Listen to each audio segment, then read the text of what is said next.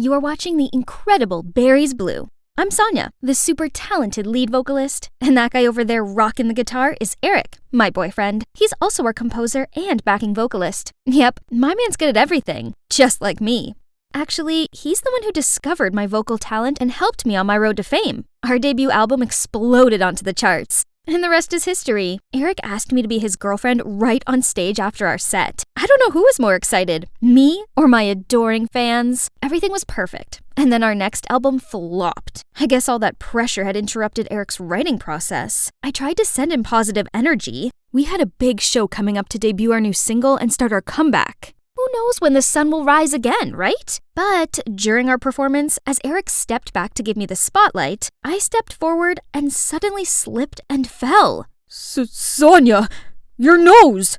It's crooked! I was rushed into surgery, but my nose looked like a lightning bolt. I can't look like this. I must be beautiful. You'll always be the cutest girl to me. No need to worry. We can still fix it. But right after that, the photo of my busted nose hit the headlines. I got ridiculed for praising natural beauty and then getting plastic surgery. What vultures! I had to upload the video of me slipping to end these rumors, but they claimed I did it on purpose to get attention. What on earth? We thought all that drama was finally over, but no. Right when my nose healed, my chubby, pre-puberty secondary school photo appeared all over the internet, which sparked rumors about me having my whole body reconstructed. Some anonymous posts even made up that I was hot-tempered and snooty to band crew and waiting staff. I mean, maybe I could be a bit abrupt, but I was famous, so I was allowed to get what I wanted. Then, Let's Cancel Sonia began to circulate. Do these tragic people have nothing better to do than gossip about me? But my fans took notice, and a load of our tour tickets got canceled. My manager freaked out and made me go on leave until the rumors died down. How ridiculous! Worse still, they were actually going to try to replace me? The beautiful, one-of-a-kind lead vocalist? How dare they do this to me? I am the band!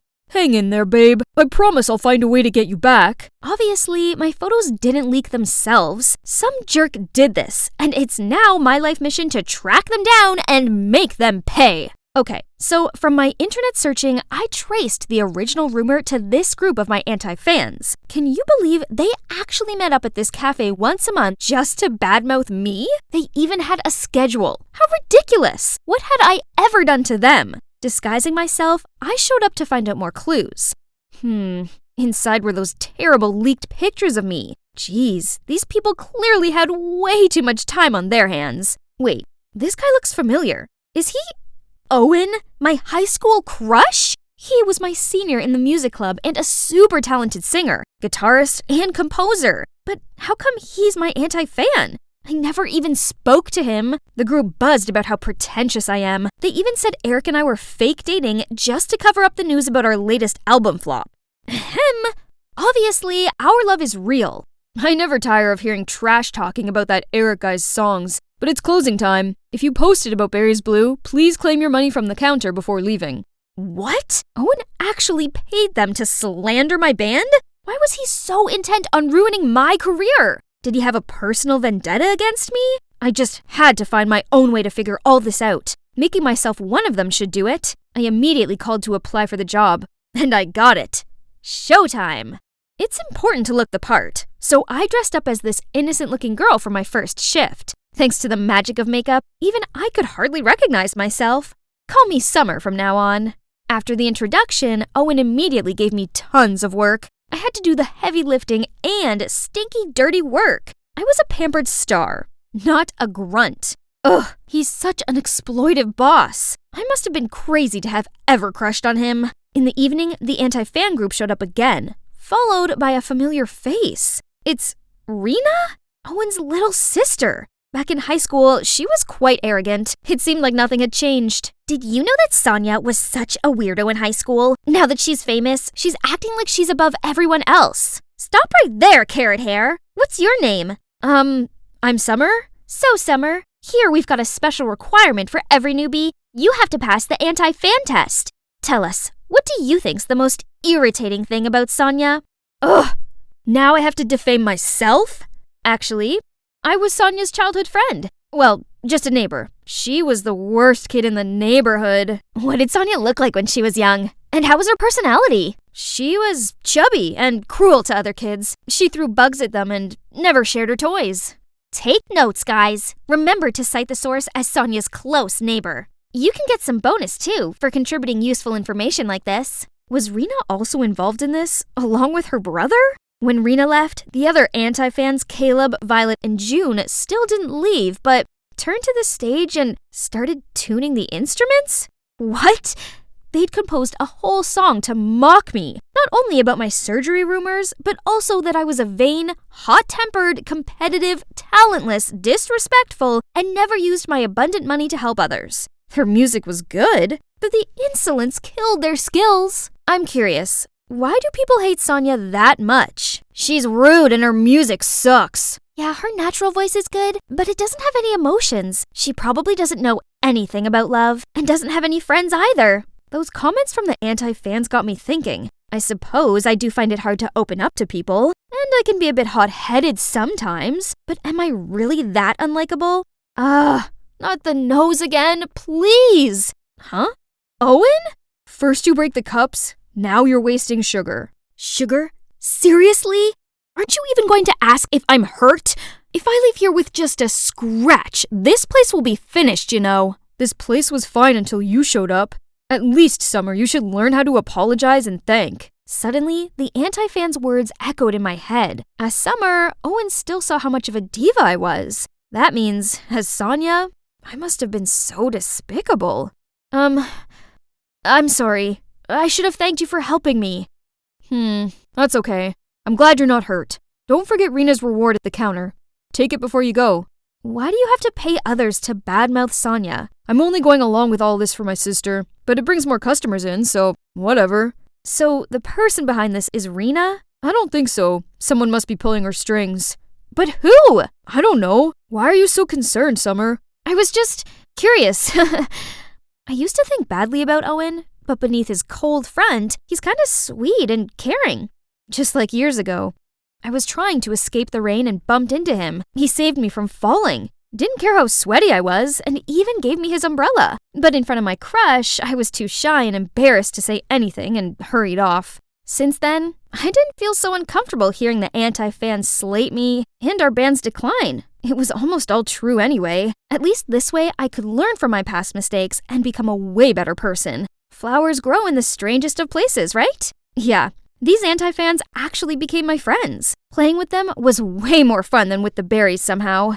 Okay guys, you need to share your music with the world. So, I signed up our budding band for a local music competition. Well, what? But we're not professionals. Do you really think we can win? Who cares? I always wanted to perform on a big stage. But what are we gonna play? Use one of my songs if you want.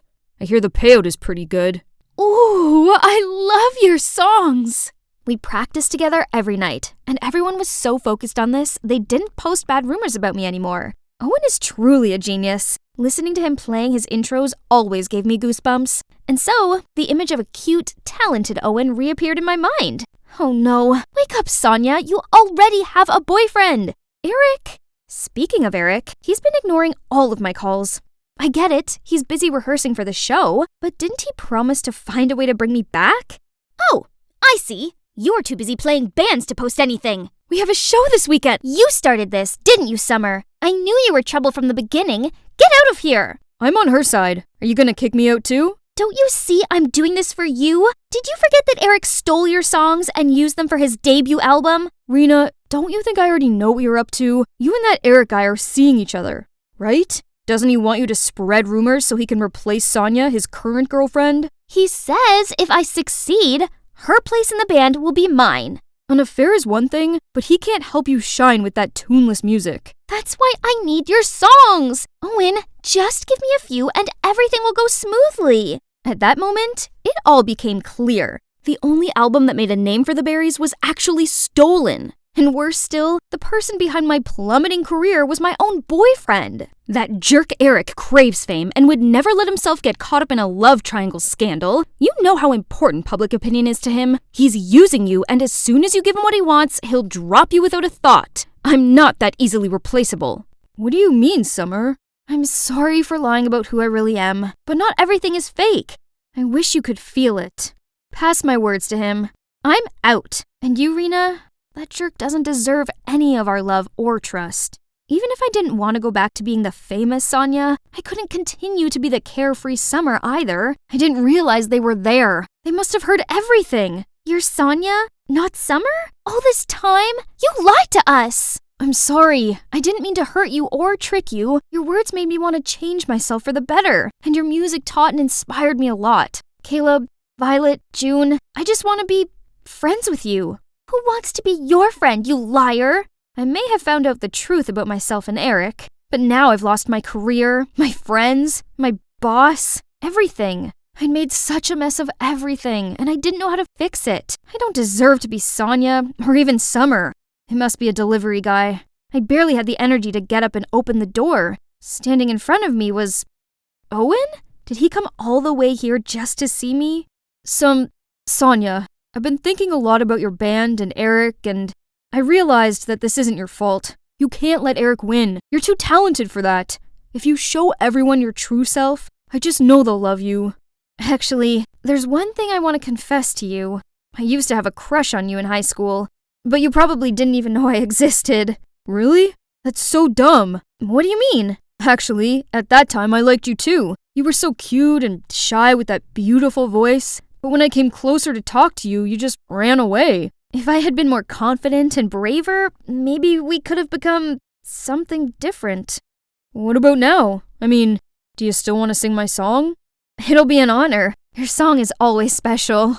Owen pulled me to the competition and tenderly strapped the bass on for me. Going out there without the rest of the band seemed terrifying, but we couldn't give up. Owen was about to lead me on stage when Rena rushed over to us and grabbed my arm. Sonya, I messed up. It's true that Eric was using me, and I had been so blind to trust him that much. I've corrected the misinformation about you. I was hugging her when the rest of the anti-fans appeared.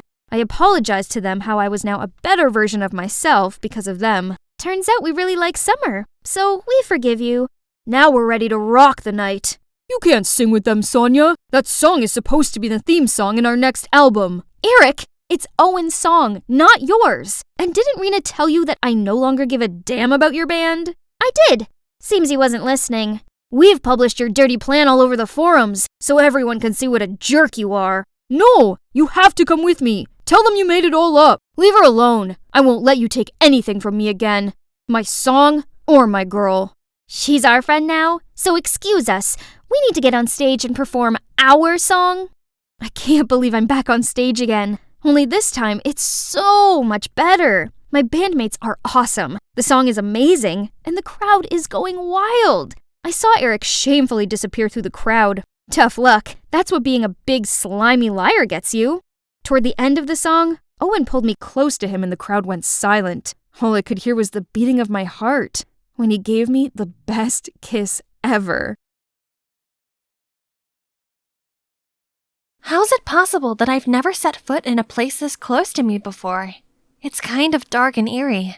If only it was covered in flowers, then it'd totally be a Disney castle. Oh, someone's here. I went to say hi, but she didn't seem very welcoming. Stay away from this spooky place before it sucks the life out of you, young girl. So that means you're not working here anymore? The maid just shook her head before she hurried off. Here comes my chance! Hey guys, Jocasta here. And this Dracula-esque castle is none other than Mr. Joseph Williams. Are you wondering who that is? I'm curious too. All I know about him is that he's my parents' creditor, and I'm here to ask him to extend the deadline for their debt. But as one of his mates just quit, I could work here to pay off the debt instead, right? Hello, I'm Jocasta, your new maid.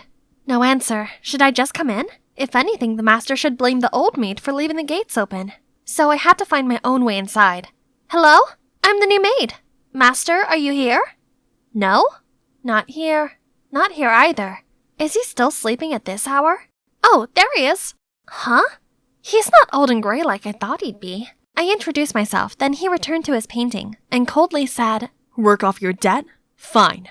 Let's see how long you'll last. Just keep in mind, don't ever make me angry. Oh, master, you're worrying over nothing. I wouldn't even care about you. But turns out he wasn't worrying over nothing. He's actually infuriatingly difficult. The curtains must remain drawn during nighttime. There must be absolutely no noise at all, and his bedroom is strictly forbidden. Who gave you permission to sit there? Oops, I forgot. I must keep a distance of 10 feet from him at all times, even during meals. Phew, finally it's time to rest. Though I've been working here for a couple of days, I'm still not used to Master Joseph's ridiculous rules. Huh? What's that staring at me? Ah! Rat! There's a rat! Help! What on earth are you shrieking about at this hour? You dare to disturb my sleep? Master, save me! There it is! It's coming! He stood bravely like a warrior, ready to fight the beast. Look at his broad shoulders, his hair, his chiseled face, and his every movement is so smooth. That hideous rat was finally running scared. What a relief! You're making a fuss over nothing. Move to another room tomorrow. This one is too shabby. Looking closely, my fastidious master looks kinda handsome, doesn't he? Well, living here isn't so bad now that I've got the hang of his rules. Bring me a cup of tea. Yes, master. Here you go. Pass it to me. Huh? Are we off social distancing now? I excitedly handed him the cup of tea, but he missed it and tea spilled all over him. Clumsy dummy! Can't you look at what you're doing? I hurriedly wiped the stain on his clothes and apologized profusely, but he roared again. Stop! How dare you come this close to me? Get out! Jeez, his temperament changed like the seasons. Hot, cold. Whatever. I'll just go home then. Indeed, no place like home.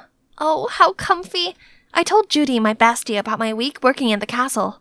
Interested? Wanna come with me someday? No chance. Haven't you seen anything unusual there? Then Judy said rumor had it that a mad scientist once lived there, and werewolves too, as horrible howls could be heard during a full moon. You have to be careful. There's a reason why no one goes there. Oh no, it's today. Wolves howling under the moon?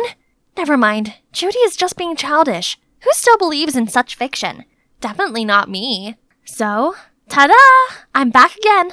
Honestly, I need this job. I can't let him fire me, even if I have to cling to his leg and beg, but where is he? Should I opened the door to see him lying there, surrounded by dull paintings, while tools scattered everywhere. What happened? I tried lifting him, nudged him. Still, he wouldn't come around. Then suddenly, his eyes opened. Hey, the 10-foot rule doesn't apply because that was an emergency. Have you eaten anything since yesterday? As I thought, if you still want to kick me out now, you'll have nothing to eat. After that incident, Joseph seemed more at ease. He stopped threatening me with his rules and just let me ramble on. One time, when I was napping on the couch after cleaning, he even put a blanket on me. I haven't slept yet, dear master. Then one day, a middle-aged woman appeared at the gate. She introduced herself as Joseph's mom and gifted him a beautiful bird. But she didn't come inside and just sarcastically said, Oh, my son's got a new maid again? This weird boy. So sorry for you, poor girl. I brought the bird to Joseph, excitedly told him that his mom just dropped by. Look what lovely present she got you. Lovely? That woman's just mocking me. I'm stuck in this place like a bird in a cage. I think it's a thoughtful gift. You seem to like painting birds. Stop prying. This is none of your business. Okay, I'm sorry. But it's your own choice to isolate yourself from the outside world. Come with me. I have something special to show you. Oh, this place is still as gorgeous as the first time I came here. Looks like Joseph is mesmerized too. See? The world is beautiful. You just need to look. We were walking along the blooming flower path. Then suddenly... He's coming! The wolf! Wolf! Then all the gardeners immediately scrammed in panic. What have I done to you, you morons? Beautiful, you say? Then Joseph stormed off. I tried to catch him, but... Ouch! I tripped over a rock. Oh, it hurts! It frickin' hurts! Then let me apply the antiseptic cream. No, that will only make it worse. Maybe doing something fun could ease the pain. I'll be distracted from this. Please, can we watch a movie? And of course, he couldn't refuse. Oops, awkward. Clearly I didn't think it through when picking this rom-com. Wonder what my master is thinking. Oh gosh, there's no need to be that emotional. His scary appearance startled me. Eyes turned white, mouth snarled, as if he wanted to eat me alive. I tried to stay calm to ask him what was going on, but Joseph was like a madman, frantically smashing things and howling. Stop, Joseph! Please don't do it! Ah, my arm! Realizing that he'd just hurt me, Joseph seemed to regain his senses. He then ran off in a panic. I quickly hugged him. It's okay. It's okay. Calm down. Once he'd felt better, he started telling me his biggest secret. Since childhood, he'd had difficulty controlling his emotions, which often led to outbursts of anger. Later on, the moon also triggered this reaction after his stepfather passed away on a full moon night, and it then became traumatizing because Joseph feared he'd been the cause of his death. That was also the cause of the tension between him and his mother. I think I was born with this strange condition. As a child, my stepfather used to give me some medicine to keep it under control. His stepfather used to give him pills? Judy also mentioned the mad scientist who used to live here. Is that... I have to figure it out. One night, I sneaked into the room that Joseph forbade me to enter. On rummaging around, I found a tape that showed me the whole terrifying plan of his stepfather to regularly give Joseph a power-boosting pill as an experiment, and also to take him to the mountains to test out some new crazy invention. What on earth was that? But I can't tell Joseph right away. He needs to be mentally stable first. So I started off by taking him out for a walk, and when he felt comfortable enough, I suggested we go downtown together for some grocery shopping. He was just like a hedgehog, prickling up every time someone accidentally touched him. But, of course, I know how to tame this hot headmaster, just like this. There you go. Then we started tidying and redecorating the whole castle to liven up the mood of this place. When we got to the last room, his stepfather's, he seemed a bit hesitant. It's been so long. This room also needs cleaning, else the furniture may become damaged. Do you know anything about your stepfather's videos? How do you know? Then Joseph searched for a memory card, then gave it to me. I was so scared that I hid it and never dared look at it. I wanted to destroy it once, but on second thought, it contains the last images of my stepdad, so I've always kept it here. Huh? This wasn't what I meant. So there's another video apart from the ones I saw. This may shed light on everything. If you don't mind, can I watch that video? I'm quite curious. From that day, we never spoke of the videos again. Instead, we went for walks, cooked, and meditated together. And today's schedule is this art exhibition. Look at his surprised face. They look familiar, right? Don't tell me you don't recognize your own artwork. It seems that each painting tells a story. I can't wait to know who the artist is. They must be an experienced and profound person. I knew it. These compliments will help him erase his own self-doubts. Back from the exhibition, we noticed a delicious smell coming from the dining room. Who could that be? It was Joseph's mother. Joseph seemed surprised by his mom's presence, but I wasn't, because I was the director behind the scene. In fact, I secretly asked her to organize that exhibition.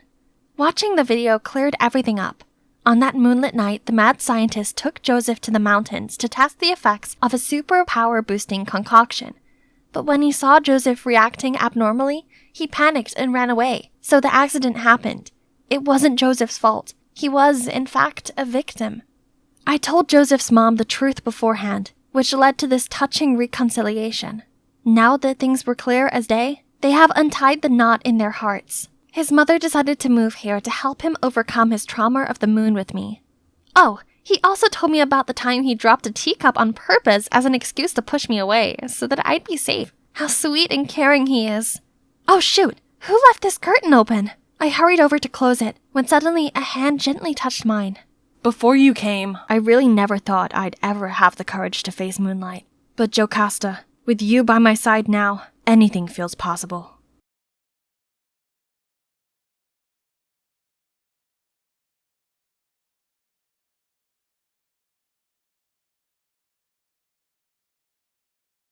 Hi, I'm Celine, and I've called the St. Augustine Orphanage home since I was 6, but I'm not actually an orphan. You see, my parents are special agents with secret identities. Sweetie, if one day someone suspicious asks you about your parents, run for your life. I was used to these fleeting, ghost-like visits from my parents. They often took turns sneaking in and out at night, spending the little time they had with me, and always came together for my birthday. And even though I didn't see them much, they taught me some awesome skills. By the age of 12, I was fluent in 5 languages, could play a variety of instruments, and do a butterfly kick on anyone who needed it. Despite living a secret life and not seeing my parents as much as I wanted, I still felt lucky that I had them both in my life. It's my 17th birthday, a day I should be super excited about. You see, my parents always visit me together on my birthday, but I've been waiting here for ages and there's no sign of them. This was the first year this had happened. I didn't like it one bit. Something was definitely up. The next day in church, we were singing hymns when I spotted this strange man in the crowd staring at me. My instincts were telling me something was up, so I eavesdropped on him talking to a nun. That girl with blonde hair. How exactly did her parents pass away? He asked about my parents. That meant my life was in real danger. I fled with all my survival skills right away.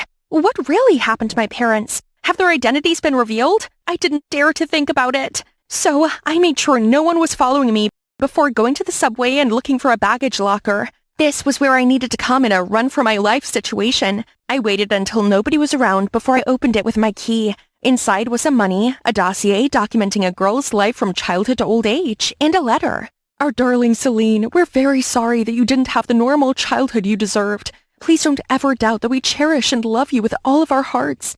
If you're reading this, it means our identities have been compromised. We've included the documents for your new identity.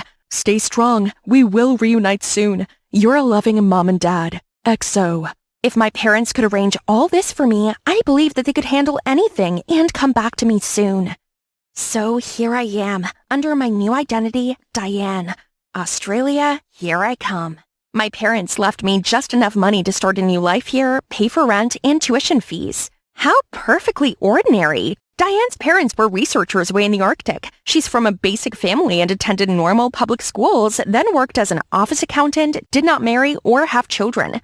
Everything was boringly safe. The thing is, if I was going to be someone else, then I should at least be someone fun. So I didn't start school. Instead, I created and adopted the identity of 20-year-old Harper and started my first money-making idea, marriage on demand. With all I'd learned from my parents, I could make a whole lot of money and at the same time experience how a normal family would look like. Perfect! First, I became a Harvard doctor graduate, so this privileged guy's parents would give him his inheritance. Next, a posh aristocrat who saved my client from a dreadful arranged marriage. And then a sweet-natured girl who helped my client intimidate their seriously mean friends. As soon as my clients achieved their goals, the contract ended and we went our separate ways. Before I knew it, through my Harper alias, I'd married 9 guys in just 8 months and become eye-wateringly rich. But as it turned out, the cases I took were all abnormal families. This 10th contract would be my final case. Then I'd say goodbye to Harper and attend college as Diane before I lost all faith in ever getting the family of my dreams. But while driving to my rendezvous, I swear that car was following me. It could be my parents or someone dangerous. Only one way to find out. Now I just had to wait. If they were dangerous, I'd drive straight off this cliff, then swim to safety. Then I saw this gormless, grinning guy peer through my window. He held up a temporary girlfriend contract. Hey, I just want to talk. Could he be my 10th client? Either way, he seemed harmless, so I stepped out of the car. I'm Carlton from the courthouse. You've sure been busy, so I've been assigned to investigate you. As far as I'm aware, it's not illegal to marry multiple times, is it? No, only if they're real and not marriage contracts. Carlton, I only have one client left and I'm not marrying him. I'm his temporary girlfriend, which I believe is legal. So, is there any chance you could turn a blind eye this one last time? Legal or not, I strongly advise you to quit this job and do something more morally upright. Just then, a black car pulled over and a man walked straight towards us. Oh no, had they found me?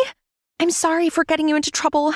I turned around, ready to jump, but Carlton suddenly held my hand back. No need for that. My boss won't eat you alive. Besides, I haven't told anyone about the contracts yet. Oh, so this man's his boss from the court? Turns out he and his wife happened to see Carlton on their way to the airport and just came to say hi. Hey, Carl, it doesn't say much if this girl would rather jump into the sea than date you. He looked really awkward and I felt bad for the guy. Without thinking it through, I clung onto his arm and gave him my best adoring look. Actually, we're deeply in love. I'm an adrenaline junkie, but you know Carl, he's just so strict about things like this. You're right, Carl is rather stiff. If you loosened up a bit, you may have been promoted by now. After they left, I explained to Carlton that's what my job is, helping nice guys out of unnecessary trouble. Nothing immoral about it. I was about to leave when he suddenly stopped me. I could see his attitude changed. Please, make a contract with me. I know you could help me improve my communication skills and get me promoted. You can see how desperate I am right now. I wasn't sure. I mean, number 10 was meant to be my last client, but just look at that clueless face. Fine, but in return, you must be an attentive boyfriend, and I want to have dinner with you and your family every evening. Carl looked a bit confused, but he agreed to my demands. This was probably my last chance to experience a family life. I have a strict don't be wife two people at the same time rule, so I'm meeting my other client to gently turn him down. Celine, is that you? Celine? He knew my name? OMG, that's Matten, the genius pianist from the orphanage. Oh no, this was terrible. He could blow my cover. I was adopted and go by Harper now. My adoptive parents turned out to be a letdown. I had to fake my identity so I could work on my own. I understand. It's so hard for orphans like us to survive. Yes, it sure is. Look, Matten, things got pretty difficult for me, so I had to take another job in a hurry. I can't do 2 jobs at once. I'm sorry I have to cancel our contract. Yeah, about that. I already publicly announced I have a girlfriend just a second ago. Pianist prodigy Matten confirmed he's currently dating someone? Matten, I really can't do this. Just tell me who your client is. I can make a deal with him. I can't be with them both, so I called an emergency meeting for them to plead their cases. An article accused me of inappropriate behavior towards female artists. It's completely false, of course. I need a girlfriend to distract the public and make them see I'm not a jerk. I want this promotion. If you won't help me, I'll expose you publicly. Pfft, like that matters. I'll just take you back to the US. No, I can't go back there, and I don't want any attention from people either. This is what I'm gonna do, Carl. I'll be your girlfriend on weekdays and do anything I can to help you get promoted. In Matten, I'll be your girlfriend, well, pretend to be your girlfriend on the weekend. But my face has to stay out of the media, okay? Once this is done, then it's goodbye Harper and hello trouble-free, simple Diane. All I have to do is play some music while Matten listens and lets the paparazzi snap photos. I've always admired the way you play music. It follows no rules, but that's what makes it so fearless and fun. His comment made me pine for my parents. They were the reason I played like that. They taught me in the dark, told me to flow with the rhythms without any rules. I miss them so much. I must admit I'd always had a crush on you. When this is over, I want to protect you. I want to be your family. This was sweet, but he didn't know that I already had a family. I just needed to be patient. Then eventually they'll be back. On weekdays, I joined Carlton for lunch at work and helped him talk to his coworkers and grumpy boss. Then in the evening, I went to his house and gave him tips on how to be more charismatic, make people trust and warm up to him. I also taught him how to walk without slouching and politely greet people. Hi, Mr. Chair. You look great today. Oh, Miss Lamp, are you okay? You shouldn't lose more weight. You're already gorgeous. Isn't that too much? I've never talked like this before. You're doing great. Carlton followed all my advice. He might be a bit clumsy, but in a cute, endearing way. Still, what I anticipated most was joining his family for dinner. I'd never experienced the cozy and warm atmosphere of a family dinner before. Who knew Carl was such a great cook? And so sweet. After only 1 week, Carl now had friends at work and his boss gave him extra responsibilities. Meanwhile, Matten's reputation also made a rebound thanks to articles like, he doesn't want to be around other girls because he's so passionately in love with this amazing muse. A frantic week quickly passed, which ended with Carlton's family celebrating his new position, all thanks to me. I was so moved I almost cried, but noticed Carlton seemed off. Maybe he was bummed out as he knew this was the end of our contract. After dinner, we went for a stroll around the garden. Then he blurted out, "Who are you really?" I was super surprised. Then he told me that one of his new jobs was to investigate a girl called Diane who entered the country, then vanished. I know you're Diane. I can recognize those eyes anywhere. Yes, I'm Diane, but I only faked my identity to earn money. I know you're lying again. It's fine, you've helped me, so I'll help you too. I faked some info to close the case. Thank you, Carl. This means a lot. I knew how important the laws were to him, but he still broke them. For me. I actually quit my job. What do you mean? What about your promotion? You've tried so hard for that. It's okay. I realized I didn't like it so much anyway. I felt terrible that he'd given up his job because of me. But he didn't need me anymore. Our contract had to end, right? Now it's time to end Matten's contract. Then I can go back to being Diane. However, I showed up at the villa to a swarm of reporters. Are you Matten's girlfriend? Please get out of the car. Are you the girl who dates him for dollars, not love? Please show yourself and verify the news. Looks like the news of Matten's girlfriend being a girl who only married for money had leaked. I sat there not knowing what to do. Then I saw Matten coming out of the villa hand in hand with some shiny-haired girl. These rumors about my girlfriend are all lies. Amber is a wonderful, kind-hearted soul and I couldn't be happier. Oh, I suppose that's pretty smart of him. Finding someone with a nice background was the only way to save his reputation for now. Goodbye, Matten. I wish you well. It seems he couldn't bring himself to ruin his career to protect me the way Carlton did. Now I was free to be Diane and attend this public school my parents wanted me to. I was wondering when you'd show up. You're rather popular. A man with a scar has been asking about you. Someone with a scar was looking for Diane? The moment I realized someone was watching me behind the door, my instinct told me to run for my life. I rushed to the window and jumped down, just to catch Carlton peeping at me. What are you doing here? I wanted to see you, so I tracked down Diane. I didn't expect to find you here, but I like you a lot, and there was no time. They saw us together, so I pulled him away. You're driving like crazy, Diane. Who are they? Why are they chasing us? I don't know. All I know is that they're dangerous. He took his phone out to call 911, but I stopped him. No cops. I can't trust anyone but myself, Carl. I'm so sorry for dragging you into this mess. My parents often told me the best way to escape a chase is to jump into the water. However crazy it seems, please trust me. I took a sudden turn and plunged the car straight into the sea. In the water, I unfastened the seatbelt and turned to see Carl already got out of his. He pulled my hand and we swam through the window. The waves drifted us onto a beach, but I had no strength left to move an inch. They're gonna catch us. Celine, sweetie, please wake up. I rubbed my eyes and saw the golden sand, Carlton, and my mom and dad? Am I dead? Mom? No, sweetie, you're very much alive. Turns out the people chasing us were my parents. After 10 years on the job, they finally eliminated the criminal gang and retired. Dad ended up getting the scar, but it's all over now. We could finally be a normal family. You sure made it hard for us to track you down by using a different identity. We should have known our cunning daughter would have created a more challenging life. Like father, like daughter. Huh? You're not Diane? Carlton, my name's Celine. Mom, Dad, this is Carlton, my boyfriend. It was so cute seeing him blush. Then he quickly held his hand out and introduced himself to them. It's lovely to meet you both. I care greatly for your daughter and I always will, no matter how mischievous she is. Turns out it's pretty amazing just being Celine. I started school as myself and so far, so good. I'm living with my kind, talented, and normal parents. We're having the best time together, and I get to date this cute, caring chef. The best part is I can finally stop running for my life and just enjoy the people I love most.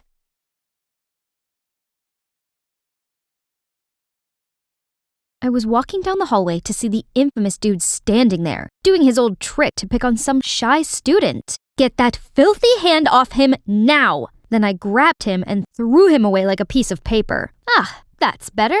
Konnichiwa, I'm Yukiko from Japan, the daughter of Fuji, a famous martial art master and the principal of a karate school. As his only child, it's up to me to evolve my warrior spirit and protect the weak from any baka. And this shy girl is Chiharu, the one I saved from a fight with the rival school gang. And ever since then, we became besties. Well, that's also how I earned the nickname Big Boss. I don't really care about it, but it does have some perks. I always had the best reserved seat next to the window, a desk drawer full of snacks, and on top of that, the kid was competing every day to do my homework. However, it also caused me some complications. I seem to have caught the eye of Jun, that rival school's gang leader. He bought me flowers and sent me these cheesy cupcakes every day, but I only gave him a no. Hey, he comes again. If I was your boyfriend, never let you go. Keep you on my arm, girl. Yukiko, never be alone. Tomato, tomato! Throwing tomatoes! Even when the guard came carrying him away, he was still shouting, Yukiko died, Scooter! Gosh, he's such a bug.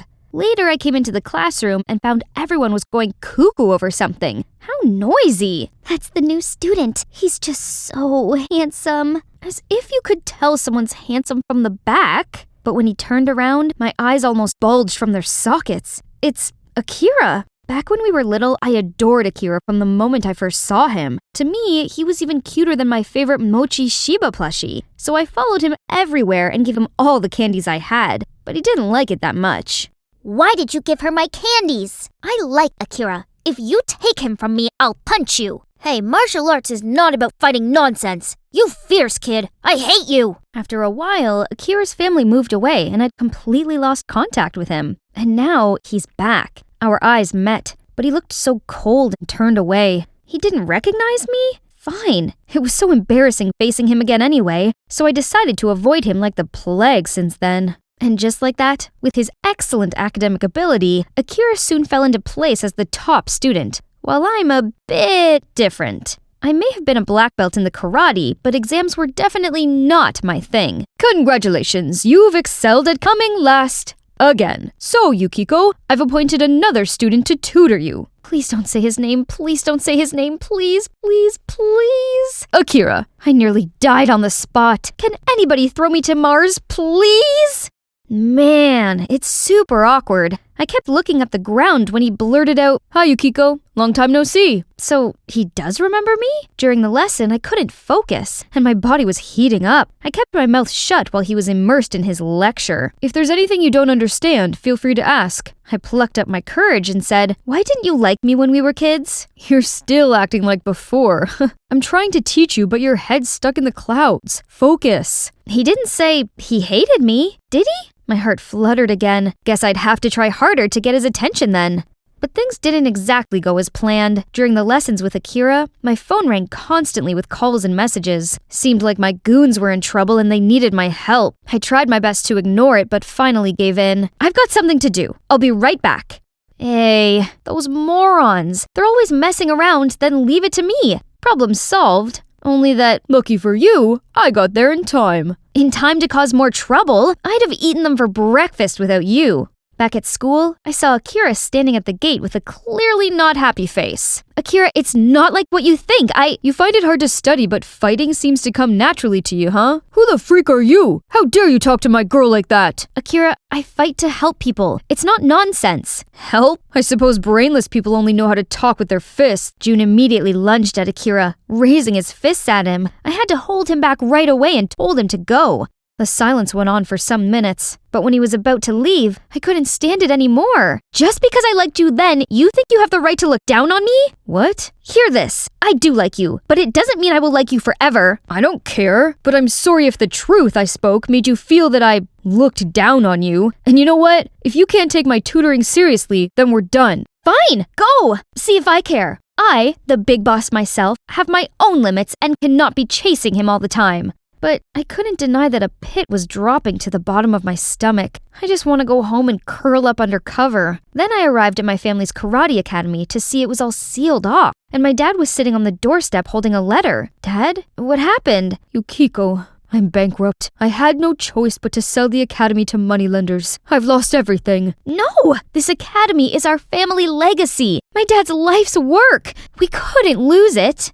So I followed the address on the letter, but there I met an unexpected person. Jun. Turns out, his dad is my dad's creditor. All or nothing, I decided to get straight to the point to him. What do my family have to do to get our martial arts school back? Jun came over and whispered something in his ear. Then he pondered a while and said, My son kept goofing around. Change him and the martial arts school is back to yours. But how? I want you to get engaged to my son. Are you serious? You think I'm a joke? Then I immediately stood up and left. That was insane. Hey, why are you behaving like that? You're still asking why? It's down to that dude, isn't it? He's just some preppy know-it-all who doesn't even like you. You know nothing. He also likes me, I think. Is that so? Then prove it. Make Akira fall in love with you within 2 weeks, and I'll convince my father to extend the deadline by 3 months. Fail, and we get engaged. I'm the one who is always by your side. No way I agree with your stupid deal. Go ahead, refuse. The martial arts school will be permanently closed tomorrow. Wait,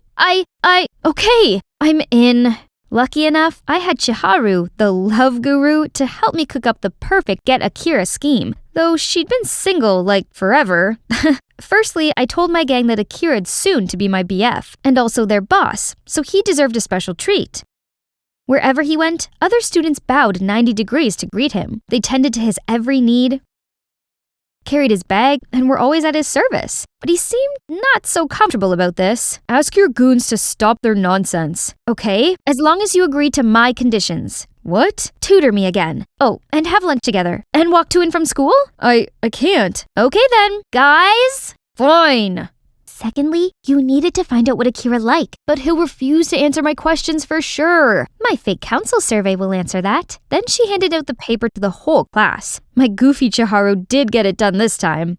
Okay, according to a philosopher, the way to a man's heart is through his stomach. Akira's most favorite food is beef, so I rummaged through all the local supermarkets to find A5 Wagyu beef and prepared this perfect meal for him. Akira, eat this. Oh, thank you, Cream Puff. How come you know I like beef? How did you get in here? I know you miss me, so I come to visit. Before I could say anything, Akira shook his head and walked off. Okay, the first step is always the hardest. Next, seeing that Akira liked horror movies, I lied to him that Chiharu stood me up, so I had an extra ticket. It's insidious. How could he refuse? But as soon as we sat down, a familiar face caught my attention. June? Stop messing with me, you child! Eh? I'm a horror fan, just like you. We're sure a match made in heaven. I tried to ignore him and focus on my plan. This was the third time I watched this, so I knew exactly when there'd be a jump scare. It's time. I pasted a whining look on my face and was about to lean on Akira when June suddenly screamed his lungs out and jumped at me. It was not until he fell asleep that we had a bit of privacy, but from then till we left, Akira didn't speak a word and even asked to leave early.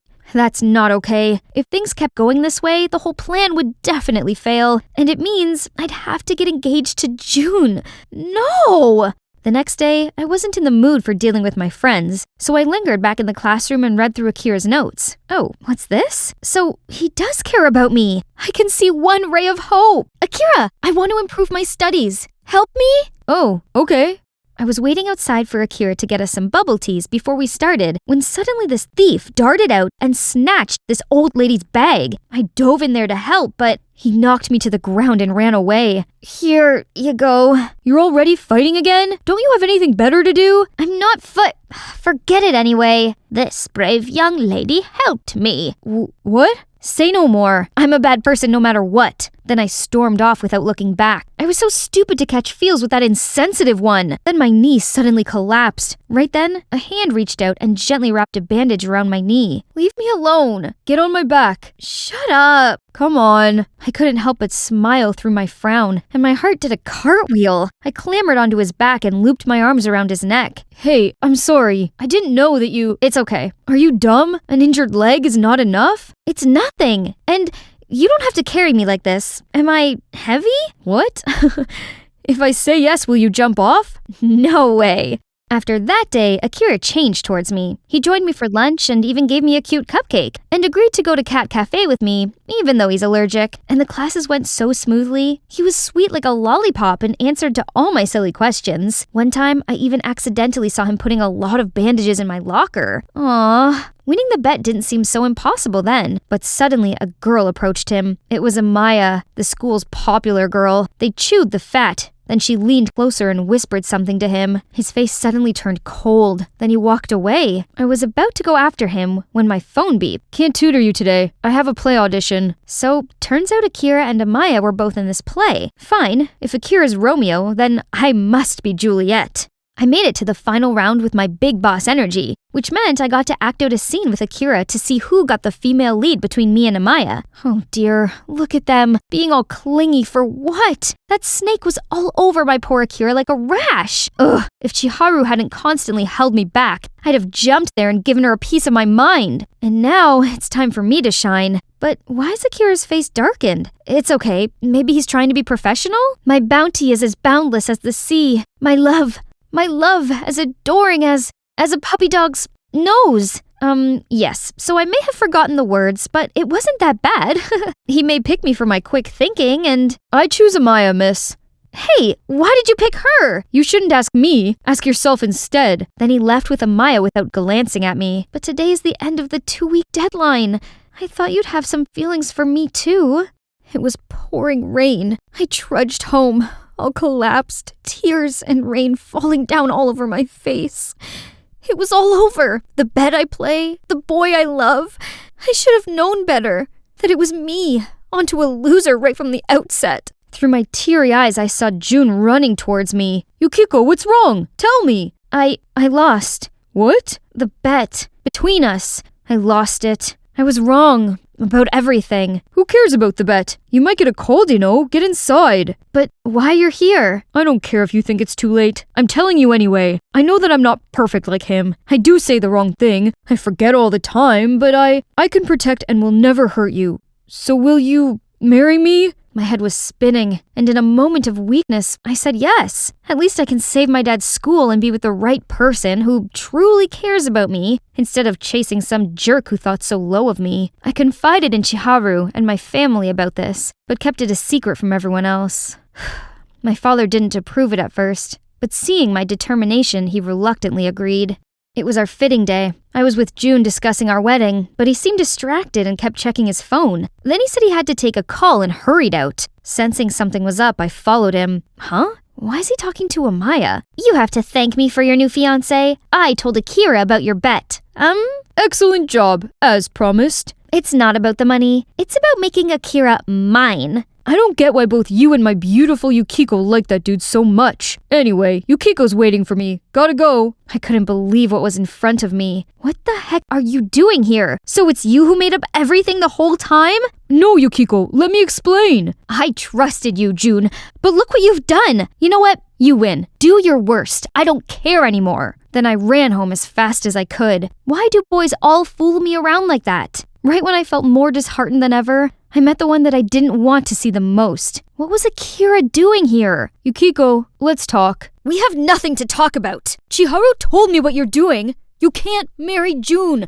You liked me, so you mustn't fall for another one that easily. What? So you're the commander of my feelings now? Aren't you with Amaya? I'm not, and I never did. Listen, I was so angry to find out I was just part of your bet with June, so I ignored you. But then Chiharu told me why you did it and made me understand. So what? Anyway, you never liked me. I'm not gentle and too fierce, as you said before. Don't try to pity me. I don't. It's that I do like you. At first, I thought you were the type of person who'd use violence to solve any problem. But the more I got to know you, the more I learned about your pure heart. I shouldn't have judged you so quickly. I'm sorry. What just happened? I might be dreaming? But no, Akira, my 7-year crush, just confessed his love with me. So, Akira and I got together. June was furious about it, but he kept his word, and now my dad has 3 months to pay off his debt. I'm helping him out by teaching karate classes to earn money, something I really enjoy.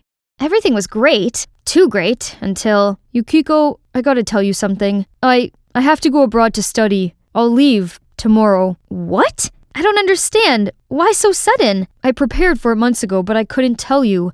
I didn't want to make you sad. Will you wait for me? Of course not. I may get bored and start liking another by that time. It's time. I stood still watching the train pass by until I noticed Akira's melancholy smile. I liked you 7 years ago, and now I still do. So of course I can wait for you. Come back soon, Akira.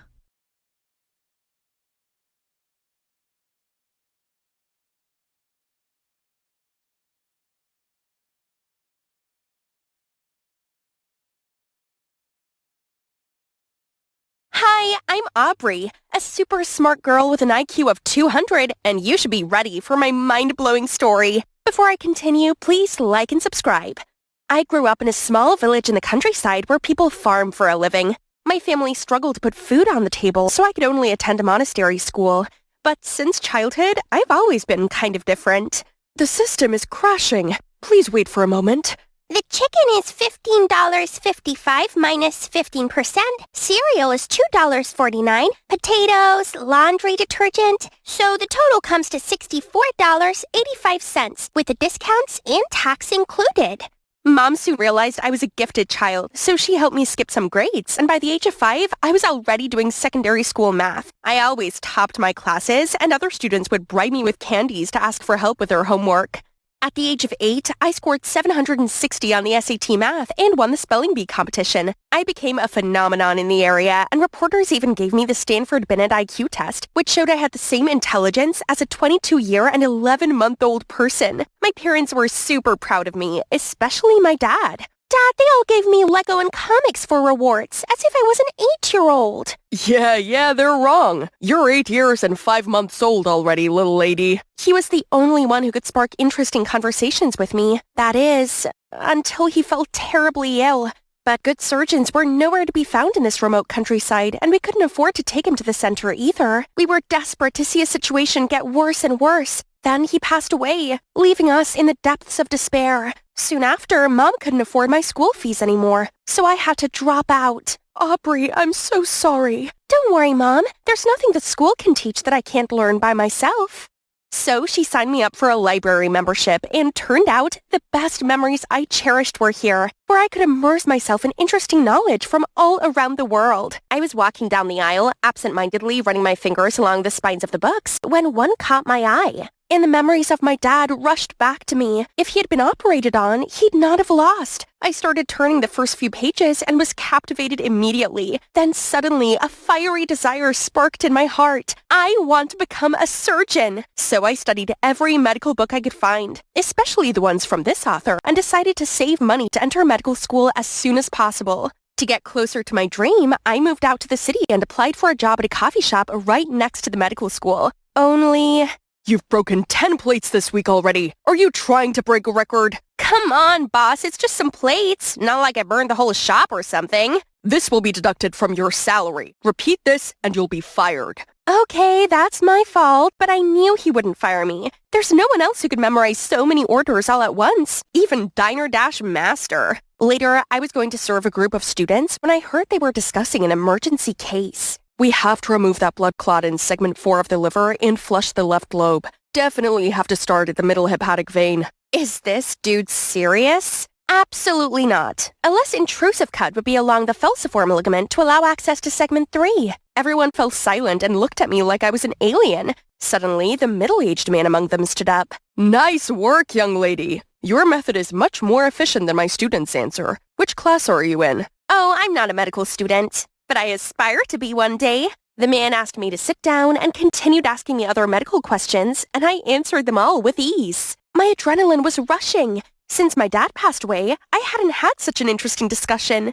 Then, a few days later, the man came back and revealed that he was Dr. Sean Lewis and the principal of the medical school. OMG, you're my favorite author! I admire you so much! Thank you, young lady. Anyway, I came here today with an offer. I was impressed by the knowledge you have in the medical field, and I think you deserve a full expense scholarship to the most prestigious medical school. Can someone pinch me now?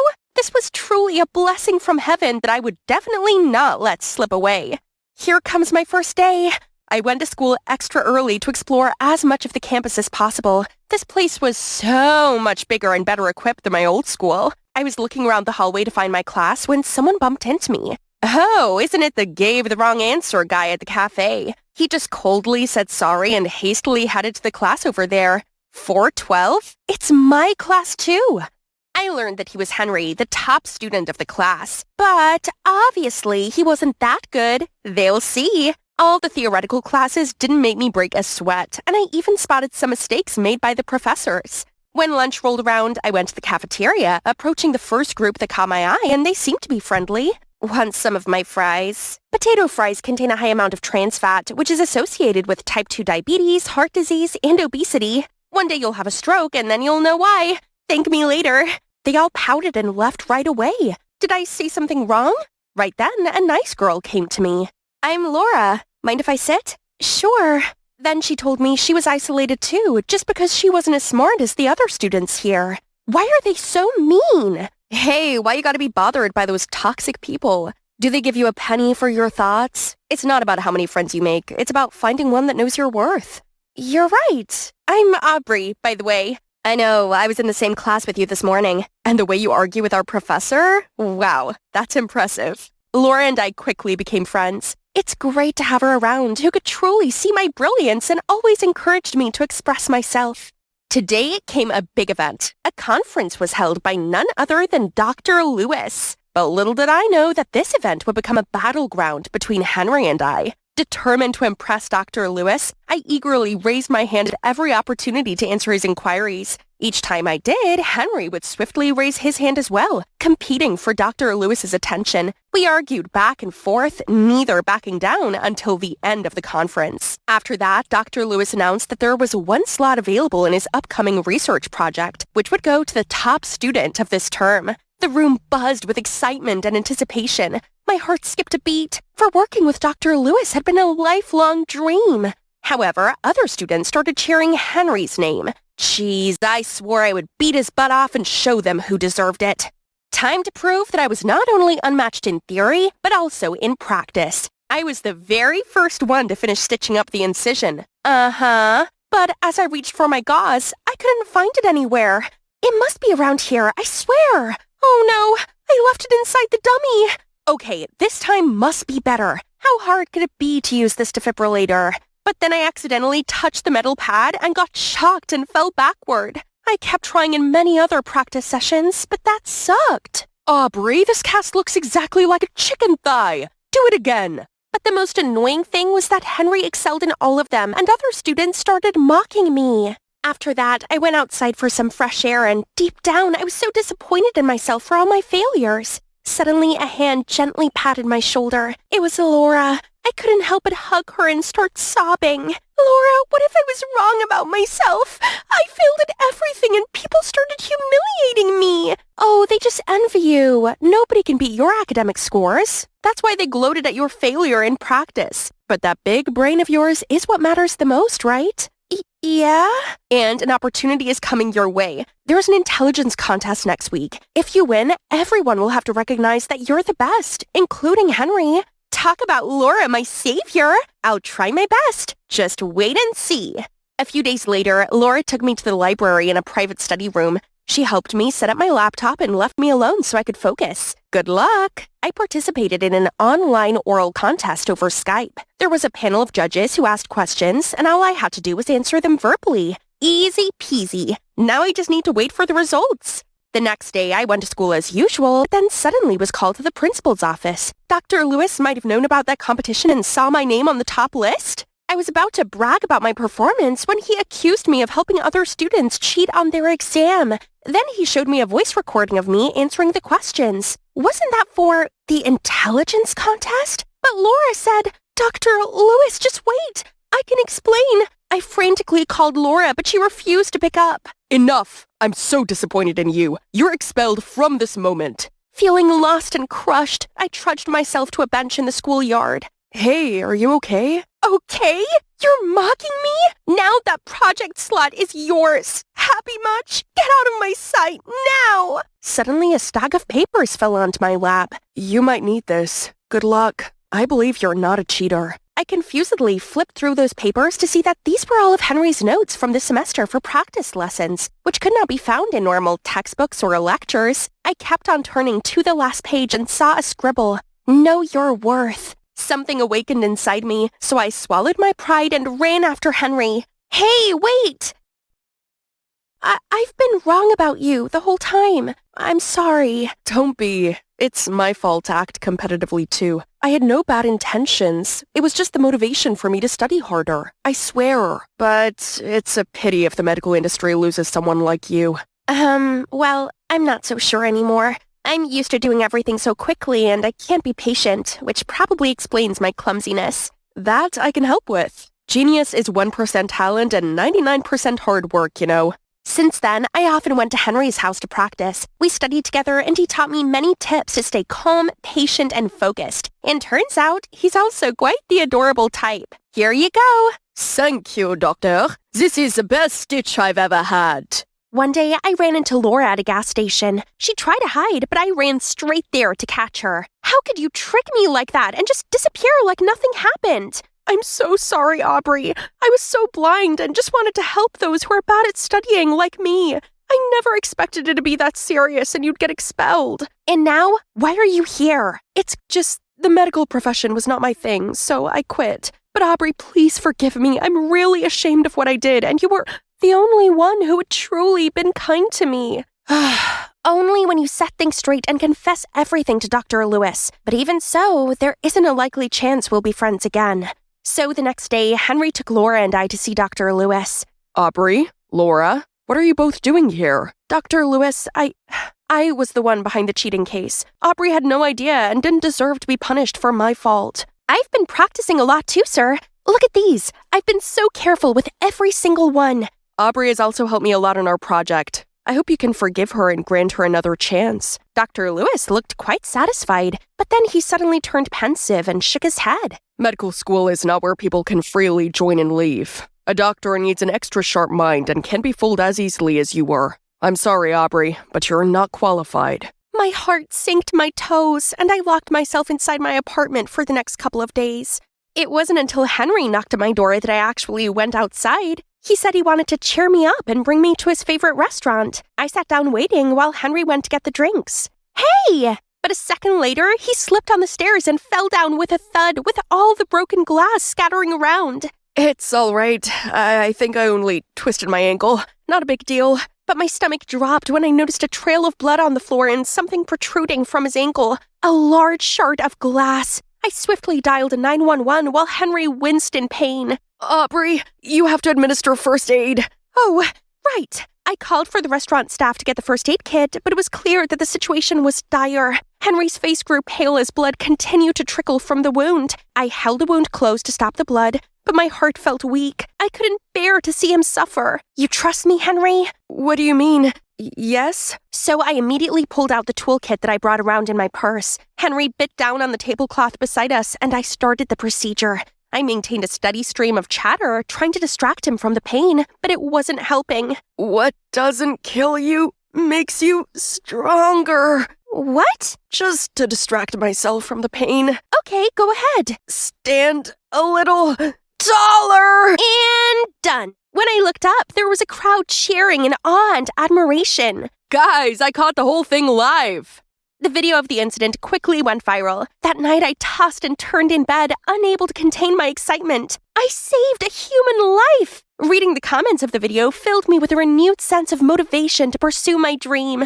The following morning, I was jolted awake by a notification on my phone. It was an email from Dr. Lewis himself. I headed to Dr. Lewis's office, and to my surprise, he told me he saw the video and gently said, Aubrey, I was once like you, arrogant and overly reliant on my natural intelligence. Then, a mistaken surgery left me with regret that I will carry with me for the rest of my life. However, after watching the video, I'm glad that you changed. I saw your humility and eagerness to learn, so I'll give you another chance.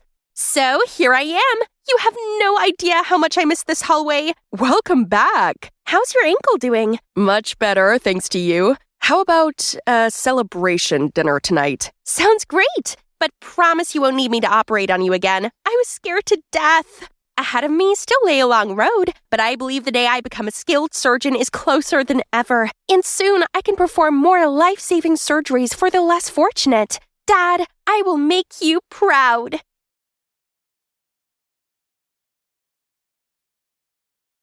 Hi everyone, I'm Andrea, but people here call me Feifei. Please like and subscribe. My life was extra special because I had 2 home countries. Even though I was born in China, during our trip to America when I was 7, I got lost from my family. At first, I was really scared and lonely, but the more time I spent in the orphanage, the stronger and more independent I became.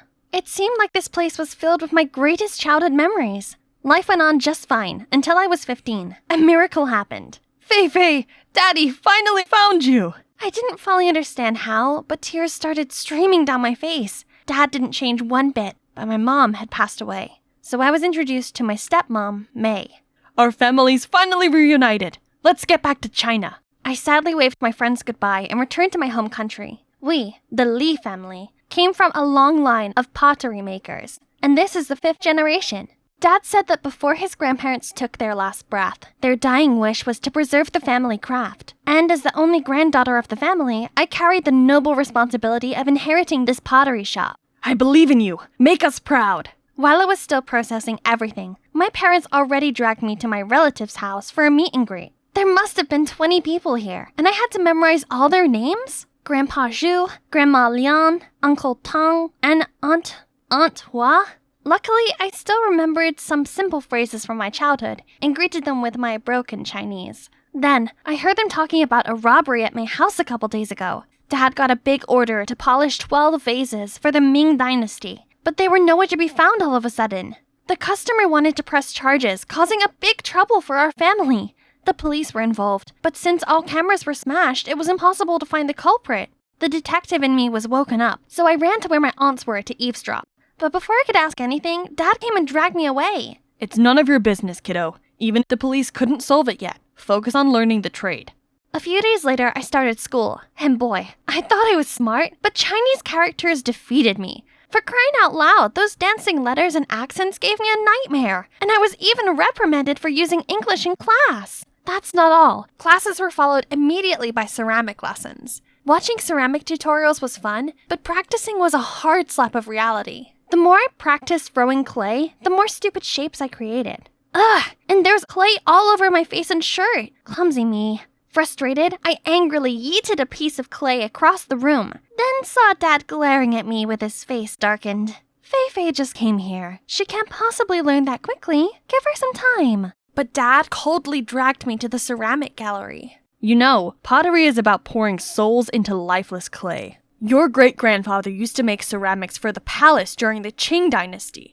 In wartime, the whole workshop was bombed, but your great-grandparents saved the most precious vases while fleeing the enemy till they died. Dad's words made me realize how hasty and incompetent I was. I had to change. Then Dad introduced me to a guy. This is Cody, my best apprentice, aka Pottery Prodigy. He'll be your teacher. Cody's American, so communication was much easier. He's a great teacher who would always patiently fix my work to perfection, despite how many times I messed up. Cody's also friendly and easy to talk to. Some days our deep talks lasted until dawn. One time, while I was preparing the kiln, I accidentally found this half-burnt piece of paper in the corner. It looked not so normal because there was some handwriting that seemed important on it. I showed Cody and he said it could be a Chinese poem, but I couldn't figure out its meaning since most of it was lost. Dad said it was nonsense while my stepmom shook her head in confusion, but it somehow still bothered me. So I kept studying it for a few nights, and I might have found a clue that could lead to the mysterious missing 12 vases. But that wasn't enough, so I decided to put it aside for now. Back to my daily routine. I was showered in my neighbors' and relatives' care. A bit too much. They always urged me to get married. When I was your age, I had 2 children already. But I'm not even 18 yet. Worse, they even sent some suitors to my house. I've got a gift for you for our first meeting. This chicken lays a lot of eggs. If you marry me, your life will be full of roses. I only have one small request. My family wants many children, so we'll need to have 5 sons, 3 daughters, and a pair of twins. They got me dizzy, so I sneaked out the back door to avoid running into another lunatic. The countryside sunset looked so peaceful. Wow, didn't expect such strong pipes from a tiny body. Creepy much? I turned to leave, but suddenly that guy grabbed my ponytail and pulled out my hair tie. I was gonna teach this jerk a lesson, but he somehow dodged every blow. Stand still so I could hit you. Give me a kiss, then I'll give it back. You wish? What a psycho! But somehow, now I and this psycho became friends, and we even got closer and closer after seeing each other every day at school. I realized Kai wasn't as annoying as I thought, and even grew sympathy for him when I learned that he also lost his mother when he was little. As his father was busy running his business, Kai was always unhappy and lonely. Now that he had my company, he cheered me up whenever I was sad, and frustrated about not getting better at pottery. However, Cody didn't seem too pleased with this. He appeared out of nowhere and dragged me away. Faye, that guy is a notorious lady killer. Stay away from him. He seems like just a regular dude to me. Okay, to tell you the truth, that guy is from the Wen family, our lifelong nemesis. If your dad knew about this, you're done. I'm a bit concerned, but life isn't a revenge drama. No one can stop me from seeing someone because of some familial feud. Still, I guess I should be careful. Hey, what you hiding? Faye likes a free spirit. A boring guy only plays with clay all day. No chance. Well, I think an innocent girl like Faye needs a calm, mature, and collected guy. Not some free-spirited, spoiled rich boy who only knows how to spend his parents' money. Every time this happened, I had to throw myself in between them and push them apart. One day, my stepmom caught me coming home after going out with Kai. I panicked and didn't know how to explain, but don't worry. Your secret's safe with me. You're stressed out enough. Then she called me in for a deep talk. She apologized for not giving me enough care and kindly asked if I had any difficulties since returning home. Actually, I like pottery, but I haven't improved no matter how hard I worked. The responsibility on my shoulders is so big that it pulls me down. I tried to put up a smile, but there were times that I felt suffocated. Don't push yourself too hard. If it's all too much, take a break and go back to America for a while. A healthy mind comes first and foremost. I'm so lucky to have an understanding stepmother. As soon as she left, Cody stepped out. I didn't know you were under so much pressure. Don't worry, there are other ways to help your family besides making good pottery. You're smart. I know you can do it. So, I started to practice performing tricks with ceramic vases, then set up a TikTok account to upload videos of my performances. They went viral in only a few weeks, gathering millions of views and propelled the pottery shop to fame. And with that, the number of orders grew rapidly. The national pottery competition was coming. My dad excitedly announced that it was a huge opportunity for our family. Our core team worked day and night to create a unique design that would make an impact. The big day finally arrived, and I was tasked with carrying the vase to the exhibition area. I was so excited to be there, but a stranger suddenly bumped into me, leaving me in shock for a few seconds. Oh my god, the vase! Panicked, I hurriedly checked, and luckily, it's okay. Whew, that was close. The competition officially began. I checked out the other displays. They all looked splendid, but the Wen's family vase literally shocked me to my core. It looked exactly like ours. I went straight there to confront them. This is clearly my family's design. You shameless thieves! Watch your mouth, little girl. And you, keep an eye on your daughter. Don't let her bring shame to your family. Don't tell me how to raise my child. And the vase? The thief will soon be exposed. Come on, Faye. I knew the design can be copied, but not the material. It's made with our family's secret technique. We had a special substance that made ceramics more durable. Now we just need a little luck. Ladies and gentlemen, the winner impressed us with its one-of-a-kind design and outstanding quality. The first prize goes to Wen family! However, we also found out one team's product is made with substandard material and under-fired. The judges also suspect them of plagiarizing the Wen's design. We can't accept such disrespect to the craft. Lee family, you're disqualified from this competition. Before we could recover from the shock, the news already spread like wildfire. Kai tried to explain that he had nothing to do with this, but I didn't want anything to do with him anymore. The Wen family must have made a copy of our vase and swapped it with ours. But when? It's with me the whole time. It could only be... Our business took a nosedive. Orders were cancelled, most staff quit, and worse still, everyone here suspected that I swapped the vases since some of them saw me with Kai. My dad didn't take that news so well. He had a stroke and was hospitalized ASAP. No, I had to find out the truth, no matter what. Only 3 people knew the design: Dad, Cody, and me. Right, Cody would know what to do now. Unfortunately, he took some days off to take care of his sick mom, so I decided to come to him again. He'd gone shopping, so his mom welcomed me. Thank you for giving my son a chance and paying him handsomely. Without the money, I might not even be here anymore. Money? What money? My son spent sleepless nights for months to complete your vase. Isn't that why you paid him that well? What? We'd never made Cody work overtime. What money is she talking about? Right then, Cody got home. I immediately confronted him. He denied everything at first, but then he had to give in. Who hired you? Really, I don't know. They texted me from a blocked number, then wire transferred me the money. Faye, my mom's really sick and I had no choice. I never expect such terrible consequences. I'm so sorry, Faye.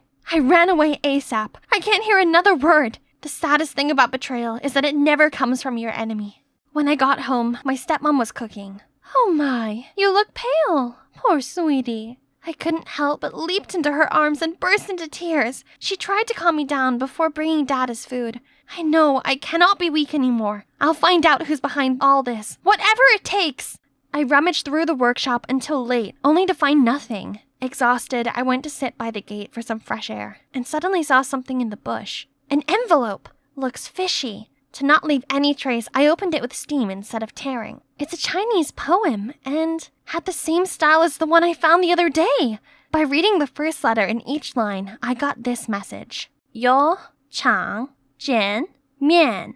Meet at the oil factory, it is. The message coded in the other poem also referred to a place. It's gotta be a sketchy meeting to have its spot written in code like that. I quickly put the letter back and searched for the only oil factory in town, then followed the address to an abandoned factory. I ran straight inside, but it was totally empty. Was I wrong?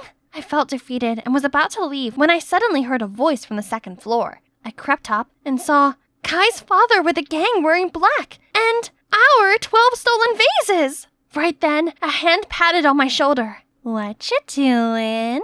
I turn around to see a creepy face, then pitch black. I open my eyes with a splitting headache, and my hands all tied up. Who's this? My stepmother, who's arm in arm with Kai's father? Already awake? You're on their side? My father didn't mistreat you. This is how you return the favor?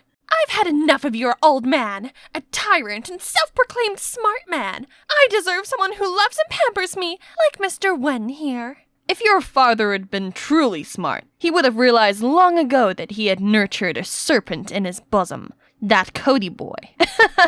Just wait and see. I will expose your scheming. Ha! In your dream? I already bought a plane ticket back to America. Be prepared to be welcomed by another orphanage. I even wrote your old man a touching welfare letter. He'll definitely have another stroke once he reads it. The secret letter has exposed you, and other evidence will soon be found. You can't get away with this. Do you mean this, feisty girl? In fact, what letter?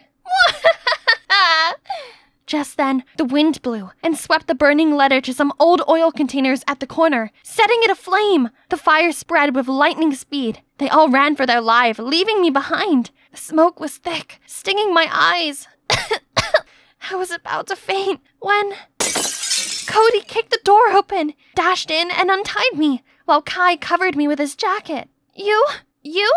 There's no time. Run! Then quickly carried me away from the fire. When we got to safety, the entire factory exploded.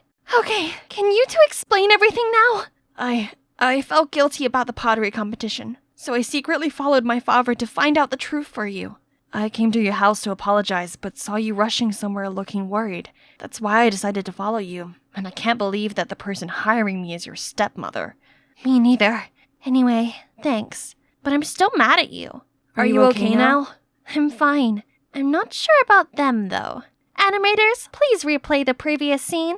Yep, I managed to record everything. With this priceless evidence, of course my so-called stepmother and Wen had to plead guilty and go to prison. My father was discharged from the hospital, and our 12 ceramic vases were returned. Now that our family's name's cleared, business is booming. After this incident, I learned to cherish our pottery workshop more. Determined to continue my family business, I started learning pottery properly to prepare for next year's competition. Root for me, peeps! And, of course, I still have these two guys by my side. Only it looks like they no longer want to just be friends with me. What should I do? Please help me by commenting down below if you're hashtag Team Kai or hashtag Team Cody.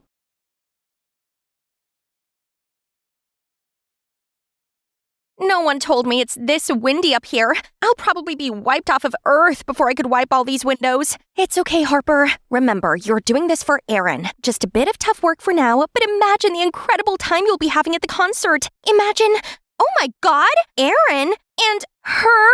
Hold up, let's start from the top. Hi, I'm Harper, the biggest fan of the greatest boy band, The Statics, especially their rapper Aaron. I turned 18 not long ago and I'm taking a gap year to find my true passion. To be honest, I'm not really interested in anything. The only thing that makes me feel alive right now is fangirling, following my boys around, concerts, touring, etc. But after months of that, I'm totally broke. Not to mention, Aaron's having his solo debut album. So, having no choice, I asked my super sweet boyfriend Kirk to lend me some money. But, again, all you ever did was spend relentlessly on this trash. You don't study, nor get a job. How are you expecting to afford it all? Do these idols feed you or give you a roof over your head? I don't think so. I can't help you forever either. Trash? He called my passion trash? Excuse me, I asked for a loan, not like I was robbing him. He wasn't like this the other times. Finally showing his true self, huh? Fine, I don't need an unsupportive boyfriend. Anyone that stands between me and my happiness can get lost. So, we're over. Whatever. But wait, I still need to come inside as Kyra's bestie, not as your girlfriend. You might be wondering what kind of relationships I have going on here. Well, I actually befriended Kyra first. We were both ecstatic. Fandom of the Statics. If you know, you know. Fangirls bond is stronger than any friendship. Her mom works for a big press, so she sometimes could even get us access to shows. Cool, right? So I was always around her place. One thing led to another. Me and her brother fell in stupid love, but not anymore. Have you heard about Erin's new album? Apparently it will be followed by a group concert right downtown New York. We can ask Kirk to give us a ride. It will be super fun. Oh, don't want to burst your bubble, but I just broke up with Kirk. 4 minutes, 36 seconds ago? No way! Yes way! I told her how ridiculous her brother was, but she still tried to find excuses for him, hoping to mend us back together. But sorry, this heart of mine has casted the dice. It's entirely dedicated to Erin now. No more dumb boyfriend. And that's how I ended up taking on this dangerous job. Its high salary could get me boxes of albums and a concert ticket even. But what am I getting instead? My beloved idol, arms in arms with a singer I hate the most on earth, Bianca. Erin and Bianca rushed to the window and dragged me inside. Please don't let anyone know this. What do you want? Autograph? VIP ticket? Please, you probably know our two fandoms are like water and oil. They already opposed us so badly over a collab last time. Yeah, of course I know, because I was the one who opposed. Seriously, what does Erin see in this girl? She always says controversial stuff, gets caught in dating rumors with all guys on earth, parties 24/7, and her songs suck. But on a second thought, it's not every day to have the two hottest celebrities on their knees before me like this. Maybe I should act wisely. Either way, this is the lifetime opportunity for me stepping into Erin's life, isn't it? Okay, I'll keep a secret on one condition. Let me be the manager of Bianca. Bianca's manager? Who's looking for me? Wait, who are you? But he didn't even bother to wait for my answer and started stacking out bunches of stuff for Bianca to sign. Being a manager ain't a joke. See, Will's been doing this for years and still struggling. Well then, more reason for me to step in. So I walked over to give him a hand. This poster is mid. Next time, let me handle it. Trust me, I've designed countless stuff for fan events. The title track this time is a bop, but without a good promotion, it turned into a flop. I suggest you make some TikTok challenge for it. I'm a girl Bianca's age. I for sure understand her and the fans more than you. I'll be useful. Right, guys? Yeah, sure. She has a point, Will. You do need an assistant. Right then, Will had a phone call. Seemed urgent. After hanging up, he turned to me. Fine. It's true that I'm overloaded. I have to check stuff at the venue right now, but Bianca has schedules at the radio station in an hour. Can you get her there? Sir, yes, sir. Just like that, I helped Will around, and it's safe to say I was basically Bianca's sub-manager. Life was pretty sweet. I got to tag along to shows for free, while keeping an eye on my love rival. I sure enjoyed playing God with my new puppet. Everything Bianca eats has to get my approval. Bye-bye, yummy tacos and burgers. She's only allowed to use the phone at certain times of the day. Stop texting boys and start working on your terrible music, honey. Then tell those annoying boys to stop bothering me. Even her sleep is strictly fixed, just because I love seeing her suffer.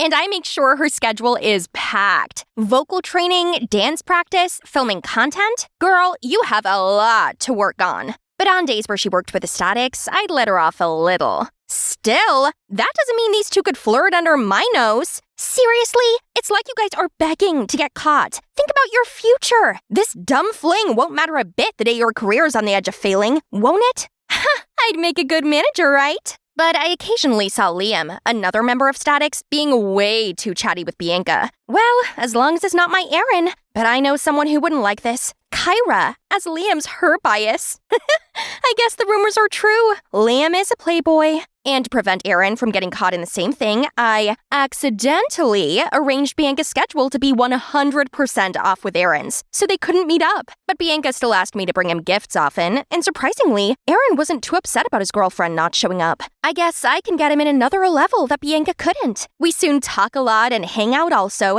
and he literally blurted out about how Bianca was so uptight, how some of her annoying habits gave him the ick, and that being with me was so much more comfortable. Uh-oh, sounds like love's fading. On the other hand, Bianca was extra upset that they still couldn't date on their anniversary. Not on me, though. Erin himself didn't want to see her and made excuses about how paparazzi had been up on his grill because he's been doing so well lately. But Bianca has had enough with this all. She wanted to go public. I heard her talking to Erin on the phone about it. No, that's not gonna happen. I have to be a step ahead. I immediately searched for a photo, then posted it anonymously on a fan forum. If Erin goes public with anyone, it's gotta be me. But oh boy, maybe I've not thought this through. What was I even thinking? The next day, the internet went crazy and it's all negative comments. Thankfully, Aaron's side has spoken up and calmed it down by fabricating a story about how this was from a long time ago. And it was his first love, blah blah. Anything, as long as things go down. I haven't even finished my sigh of relief, then out of nowhere, Aaron's stomping into our studio looking furious. R.I.P. me. Bianca, have you lost your mind? I told you I did not agree. Why did you post our photo? Are you trying to sabotage me? Sorry that you don't have a career so you can act careless all you want. But I do. I have my reputation and an army of stupid fangirls to please. I was frozen, as well as Bianca. Right then, a call came from Kyra. I swiftly sneaked out to take it. It's you, right? The lucky girl in the photo? I can tell by just one look. Last time we talked, you only mentioned seeing Bianca in real life or something. When did Aaron come into the picture? How could you not tell me? I was dumbfounded, didn't know how to handle this. I mumbled out a few words so Kyra would keep this a secret and that we'd talk later. Okay, gotcha. But then help me meet my Liam, please. What? No, trust me, he's a player. They all are. Get over him. So Kyra recognized me that easily, but why Aaron didn't? He even mistook me with his so-called girlfriend, Bianca. That picture was also taken at the secret balcony of his penthouse that he swore he'd never taken anyone there before. Having too much on my mind, I wandered to his place, but ran into Liam?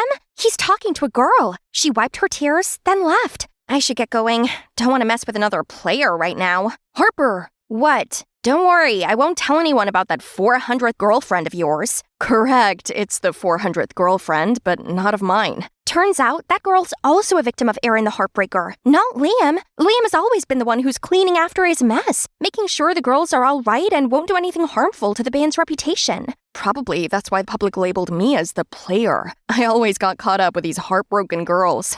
And now you.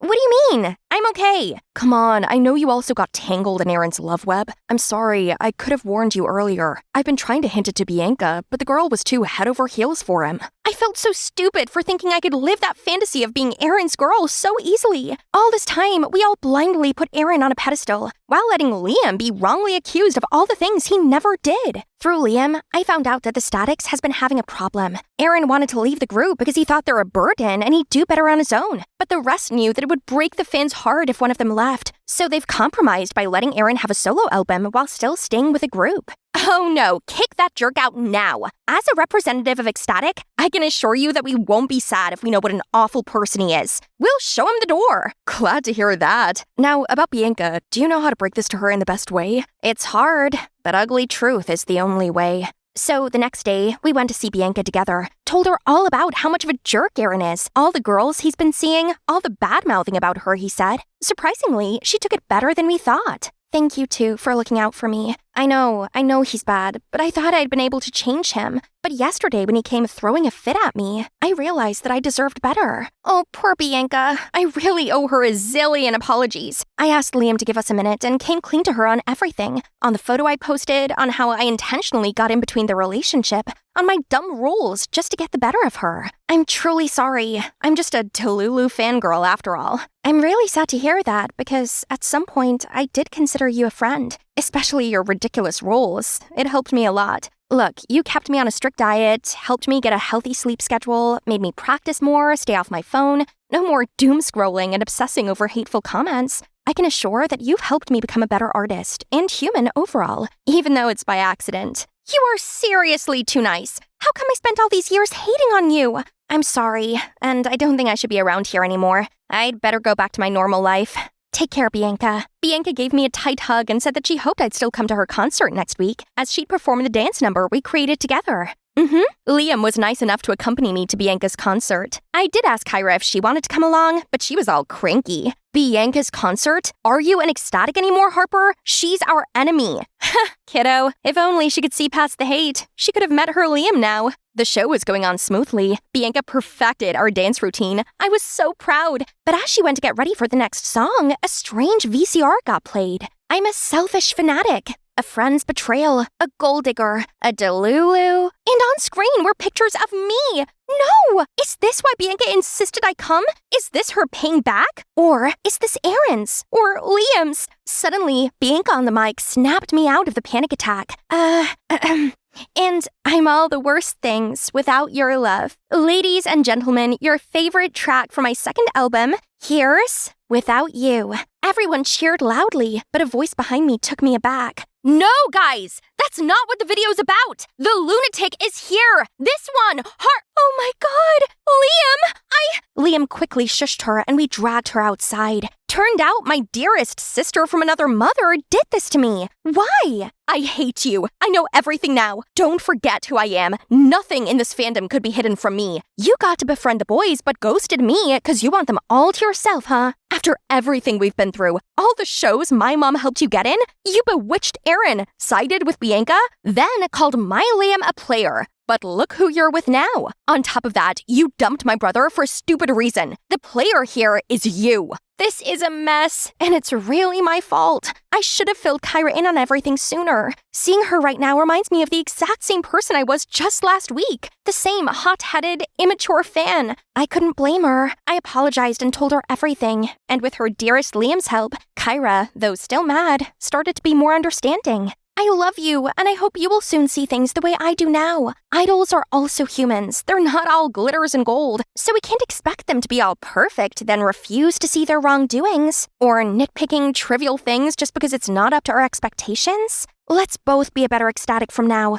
okay? It's been 6 months since then. I can say that things are definitely for the better now. It's the first performance of the Static since they parted ways with Aaron after his real face got exposed. Yes, that happened. Now look, it seems like the crowd has no problem with dumping that troublemaker either. And me? Normally I'd be here as an ecstatic, but not today. I'm now working part-time while studying to get proper certification on talent management. I realized that I did enjoy working with Bianca, and I actually had a knack for it, so I'm going to make a career out of it. Now, excuse me, guys. May I get my manager back? It's showtime. Bye!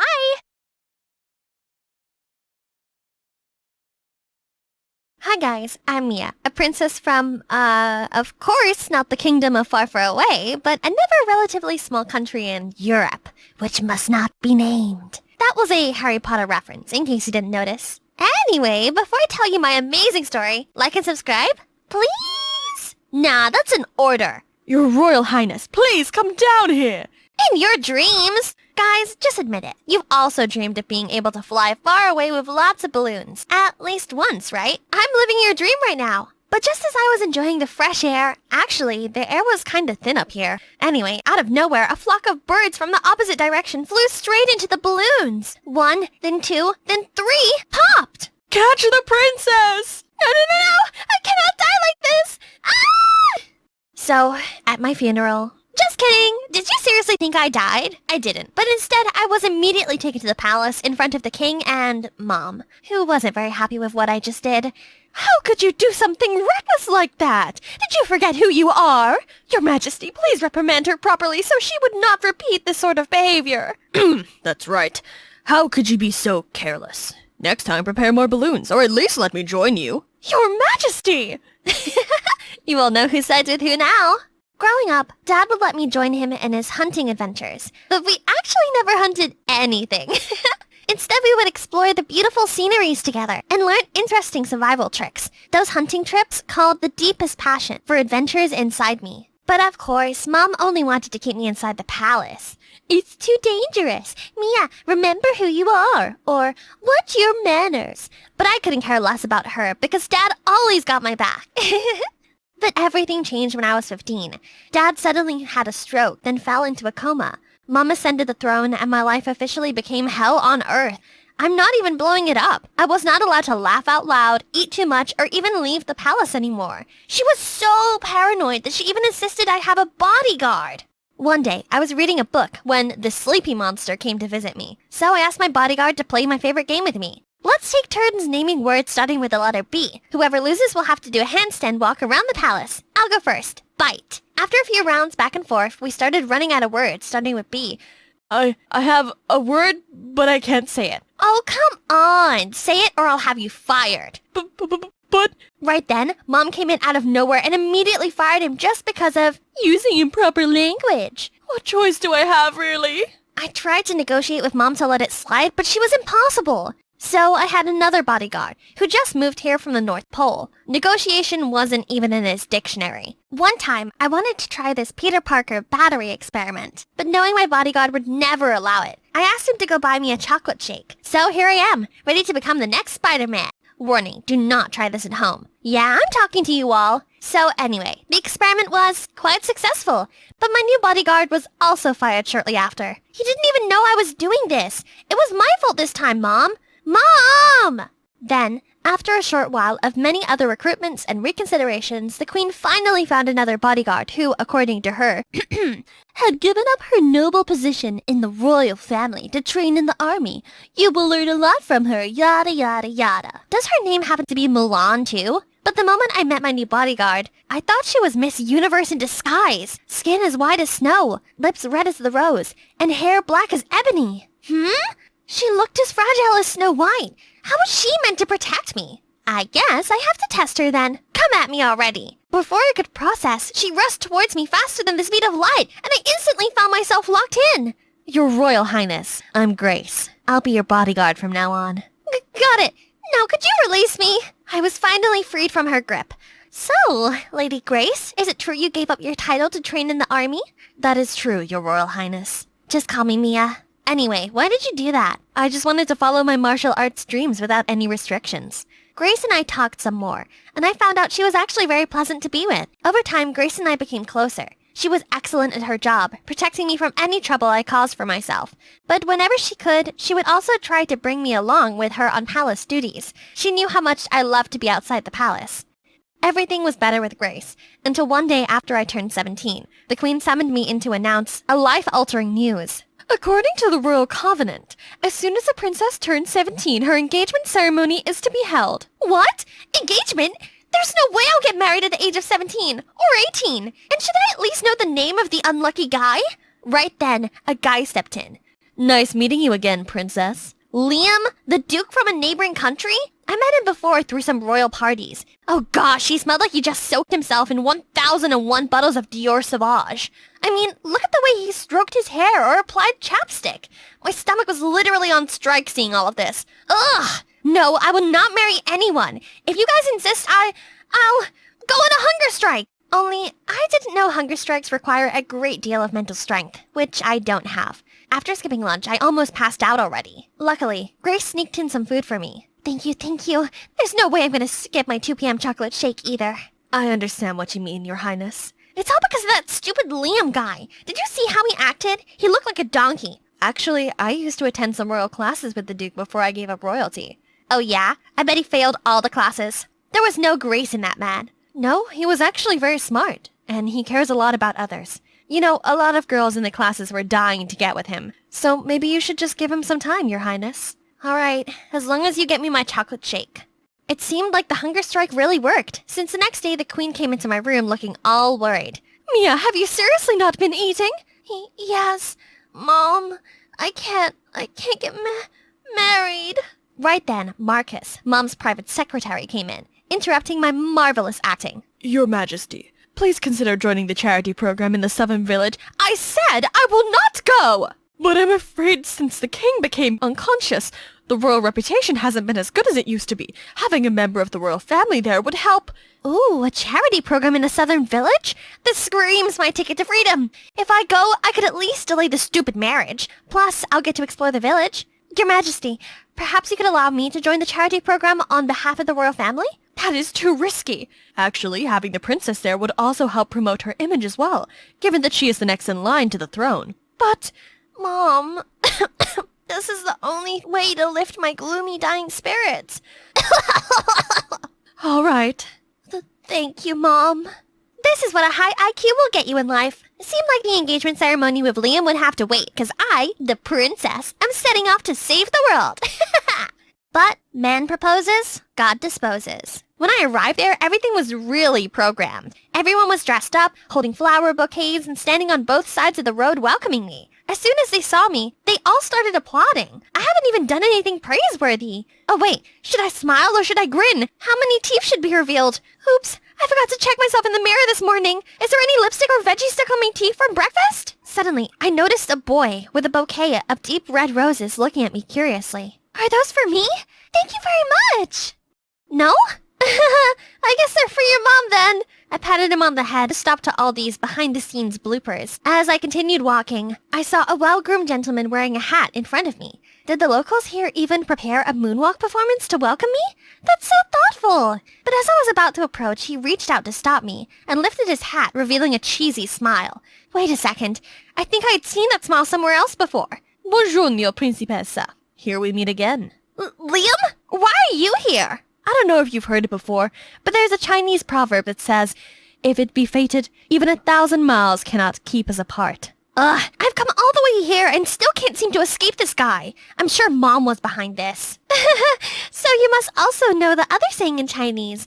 But if it not be fated, we shall not encounter each other, even if we are face to face. Even after I literally spelled out, I do not wish to see your face like that, he still didn't bat an eye and continued acting cheesy. He even messed around with Grace too, making her all embarrassed. I had to save her out of there. Just ignore him. I thought upon coming here, I would be free to wander around to explore the surroundings and meet up with new people, but without the Queen's approval, Your Highness is not allowed to go out. Then for food, we were served with all different kinds of exquisite cuisines. So, are we doing charity or on a vacation? Yeah, right. How can the two of us finish all this food by ourselves? You should join us too. That's right. Everyone come join us. We can't, Your Highness. Okay, either you all sit down or I'll have you fired. That's the power of being a princess. So, turned out life here was no different from back at the palace. I had to participate in loads of charity duties that didn't have anything to do with charity at all. Worse still, I couldn't even enjoy my snooze privilege anymore. Rise and shine, princess. Today's schedule begins with breakfast at 7 a.m., accompanied by the Duke, followed by an interview with reporters at 8 a.m. At 10:30, Your Highness and the Duke will deliver gifts to residents of the lodge and take photos with the President and First Lady of France. Then at 11:30, all right, at least let me go squeeze the cheese first. No, princess, we don't have any cheese for today's breakfast.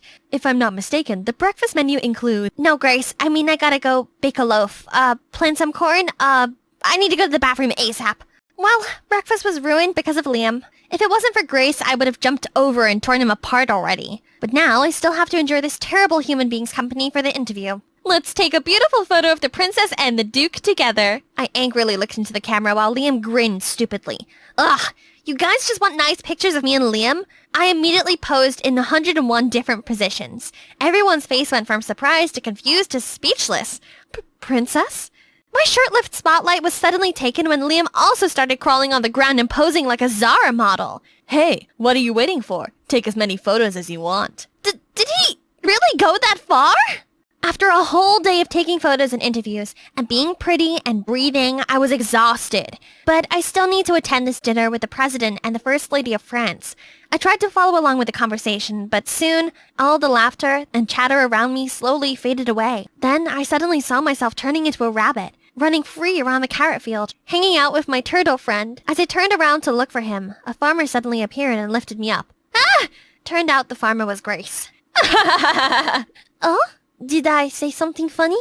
Ahem. Right when I was staring daggers at Liam, he suddenly turned serious. Please excuse me. I suffer from a condition called laugh-a-lot from a young age. What is laugh-a-lot? How come I have never heard of it? Oh, only about 0.01% of the population suffers from this, so it's not common. People with laugh-a-lot syndrome have no control over their mouth and jaw muscles, or when to laugh. Oh, I understand. I'm so sorry about that. You're still so young. I tried so hard to hold back my laughter. How could the First Lady not figure out Liam was just messing with her? It's been a few days and all I did was eat, sleep, and take pictures. I've had enough. One morning I called Grace in. The past couple of days have been exhausting and I've not been feeling well. I'm just gonna rest today. Don't let anyone disturb me. I understand, Your Highness. I should have done this sooner. The front gate was heavily guarded, so I had to sneak out from the backyard. But why was this wall so high? I was about to climb the wall when suddenly I heard a rustling sound below. Huh? A dog hole? Man, I'm in this too deep already. There's no going back. I tried to squeeze through, but I might have had a little too much fruit for breakfast. Come on, you got this! Phew! Finally, I took a deep breath. So this is what freedom smells like. I followed the road ahead and soon saw a village in the distance. I excitedly skipped towards it, but I suddenly stepped on something that I hope was not man-made. Well, it wasn't man-made, but horse-made. When I was figuring figuring out what to do next, someone passed by. He was tall and handsome, just like a male character walking straight out of a Japanese manga. But why does it have to be in this embarrassing situation? Blue sky, white clouds, golden sand. Such a perfect day for sunbathing on this luxury Hawaiian beach, while being served by Kirby, my archenemy. That brat used to tease me all the time about my old clothes and messy hair. Little did she know, I was secretly a millionaire. Earth to Clarine. Castle building all day won't fill your stomach. Finish your shift and go home. Well, Mary, who doesn't want to get rich? Sadly, some of us can only dream about it. If you want to be Cinderella, then go find yourself a prince. Just not Danny. He's just as poor as us. Do not underestimate my Danny. My precious heart fell for him for a reason. It's just that he doesn't seem to realize that we're destined for each other yet.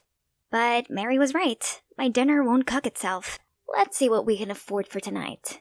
My dad left us when I was 4, and since then, Mom worked her socks off to provide for us. So it was down to me to also work to save up for my law school dream.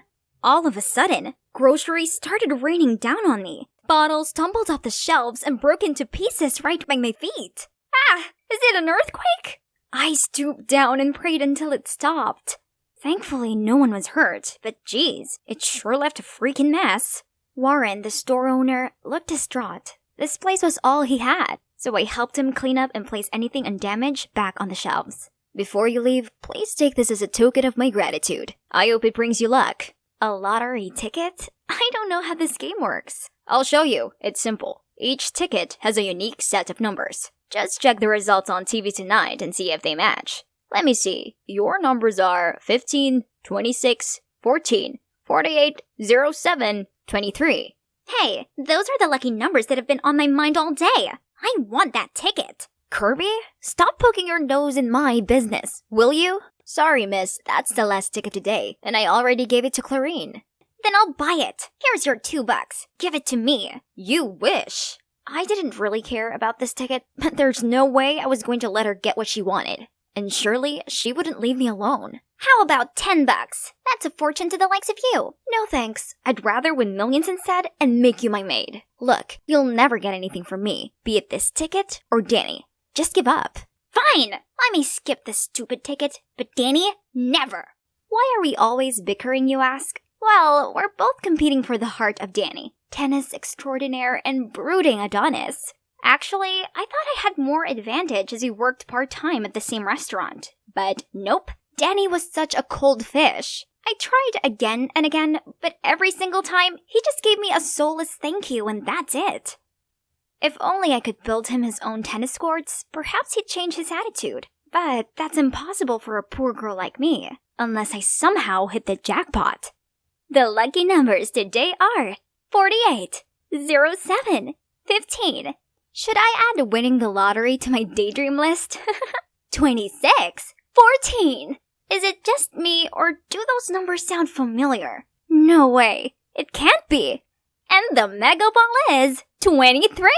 Now if your ticket has all 6 numbers, you win over $20 million. Play on. Me. I think I just become a millionaire. God had answered my prayers. What? Kirby's here too? The ticket must have hit it for real. I rushed there to rummage through the trash. And, here it is. It's mine. As if. Let's go ask Warren who this ticket belongs to then. Brilliant. And then give him a third of the prize? Do you really expect him not to ask for a share? Right. Okay, let it go and I'll give you a 30% share. Great ratio, but 30% is a perfect fit for you. I'll take 70%. And Danny. Oh, that's how you want to play. Fine then. How about whoever wins Danny's heart gets 70%? Deal. So we agreed to hide the lottery ticket in a trunk with 2 locks. Each of us kept 1 key to it. Then we buried it in a bush at school. Looks like the secret race between us starts now. Kirby wasted no time and brought Danny the showiest lunches ever. But he kept up his cold exterior and barely acknowledged her. Seems like I need a more delicate approach. So I told Mary to arrange a team-building game among the restaurant staff, in which we all had to answer the same questions to understand one another better. Oh look! He liked watching Star Trek, listening to Sam Smith, and reading Harry Potter like me. Oh, Danny boy, I told you we were destined to be a pair. Next question. What is the key to maintaining a long-term relationship? There's our very first answer. Feelings? Come on, Danny, be realistic. What uses do feelings have if you can't even afford to go on a date? Poor people can also be happy in love, but I don't think pragmatic people like you can. No, he misunderstood what I meant. After that, he ignored me completely. Worse still, kooky Kirby never left him alone. She even brought the whole cheerleading team to do this ridiculous routine while he was playing. Who cheers on a tennis court? She was going big, so I needed to step up my game. It's time to bust out my college savings. I spent the whole day at the mall buying him gifts and giving myself a makeover. This is the first time in my life I've spent my hard-earned money without considering the price. It feels so good, but at the same time, kind of bad. But I could make it up with the lottery money once I got Danny's heart. Look, I saw this watch and I immediately thought of you.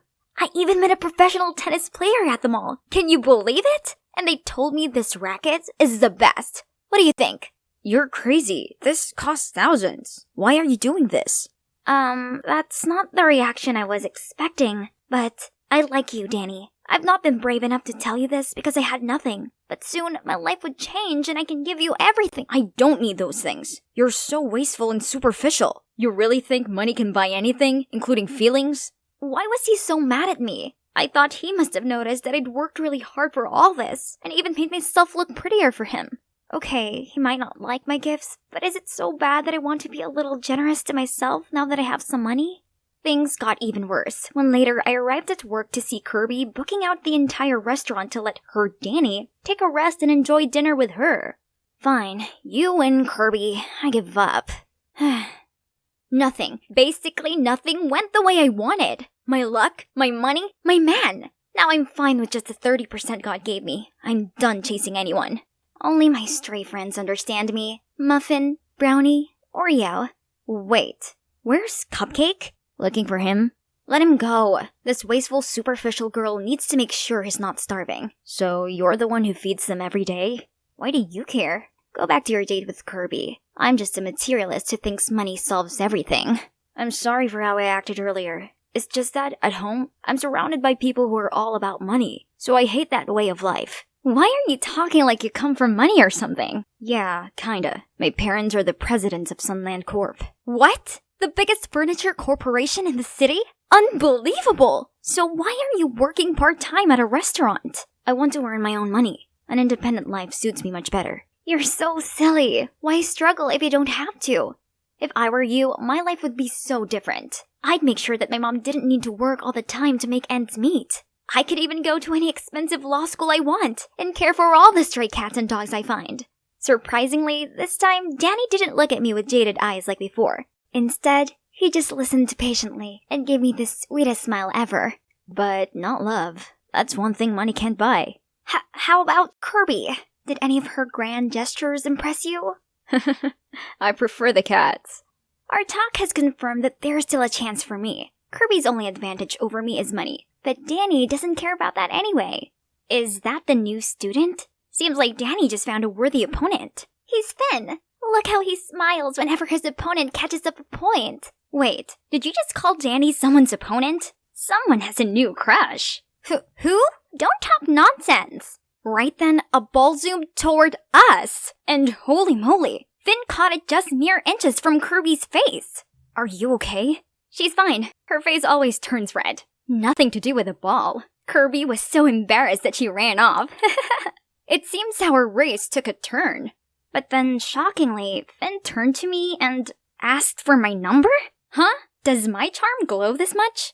Everyone knew I liked Danny, but he's such a riddle. Maybe I could use Finn as my last card to make Danny jealous, and bait Kirby to give up on our deal. What a genius I am! Then, for the next few days, whenever Danny was around, I flirted with Finn, and made sure Kirby saw us. One day, I made an excuse to borrow Finn's phone, then I secretly used it to send Danny a message to stir up his jealousy. If you don't like Clarine, then let me play with this innocent girl for a bit. And Kirby also needs a kick to admit her feelings as well, right? Actually, I like you. Looking into your eyes, I know you also have feelings for me, so... And finally, I set a date for them at the tennis court tonight at 8. If Danny doesn't want me to get hurt and Kirby doesn't want to miss her true love, they'll show up. Then I covered up my tracks, blocked both our numbers, and returned his phone. Thank you so much. Are you free tonight? Come to the tennis court. I have something important to tell you. Oh god, Finn looks like he just won the Wimbledon. That night, Finn got there early and was really excited. Let's see who'll raise the curtain. Ah, it's Kirby. Oh, Finn, you had me at hello. But admitting my feelings means I lose the deal with Clarine, so... What do you mean? What deal? No, don't get me wrong. Actually, we won the lottery and made a deal to share it. Anyways, silly me. Money can compare to you. Lottery? You two share it? Why didn't you even mention the money? Right when it's getting messy, Danny turned up. Bastard! Now you're two-timing? Danny, why are you here? He's just playing with you. This jerk is seeing both you and Kirby. Don't let him fool you. I think Finn is a nice guy. Plus, I've told you how I felt, but you've never seemed to like me back. So Finn told me he liked me. Clarine, I like you. More than you know. Can't you see? I've given a lot of hints. I always make excuses to go home with you. I told you that feelings are the most important thing to me. As in my feelings for you. Really? Idiot. How am I supposed to pick up those hints? So this daydreamer wasn't just imagining things? Turns out my plan actually did succeed. Kirby, it's true. I do like you. But I thought you were out of my league, so I just wanted to ask Clarine for help. Oh, how nice. Kirby, with a huge grin, then admitted I won. Then she dragged Finn away. I guess my biggest win is successfully pairing up two couples. The next morning, Kirby and I opened the trunk to get the ticket. When to our utter shock, Finn swooped in and snatched it away. While we were still processing what was going on, he ran off with our millions. But then, a shadow sent him tumbling to the ground. Danny? I saw him following you two and knew he was up to something shady. Then, Finn confessed that he transferred schools and approached me for the lottery ticket following his dad's order, who's none other than Warren. He knew it was a jackpot-winning ticket, so he set up a plan to steal it from me. I'm so sorry. My dad's a gambling addict, which left him heavily in debt, and only this ticket could save him. Oh, Finn, I believe he's not a bad person. This ticket was originally from Warren anyway, so we both agreed to give him a share to pay off his debt. Finn was moved and handed the ticket back to us. On learning this, Warren thanked us and offered to drive us to Tallahassee to claim our prize. He even carefully got me to double-check that my ticket was in my purse. But halfway there, the car suddenly broke down, so the four of us got out and gave it a push. But as we started pushing, Warren suddenly sped away, leaving all of us standing there in shock. Where's your purse, Clarine? I left it in the car. That greedy snake Warren did this on purpose to run away with the ticket. Now what to do? Walk back home or walk to Tallahassee? Calm down. Danny already has a backup plan. This is the real ticket. Enjoy the view for now. A taxi is coming to pick us up. Actually, the moment Warren offered to drive us all the way to Tallahassee, I sensed something sketchy. So I swapped the tickets. My dad's gone too far this time. He needs to stop gambling and work hard to pay off his debts instead. Finally, we got the cash prize. However, the four of us decided not to divide it anymore. Instead, we're building a shelter for stray animals together. Surprisingly, our project soon reached many philanthropists, and now our fund has been expanded across the US. Since then, Kirby is no longer obnoxious. Now she even wants to become a veterinarian. And me? I will continue to work my way into the law school of my dreams. My hard work has really paid off because they just sent me an acceptance letter. I might not be rich, but in all honesty, it doesn't matter, as I couldn't be happier.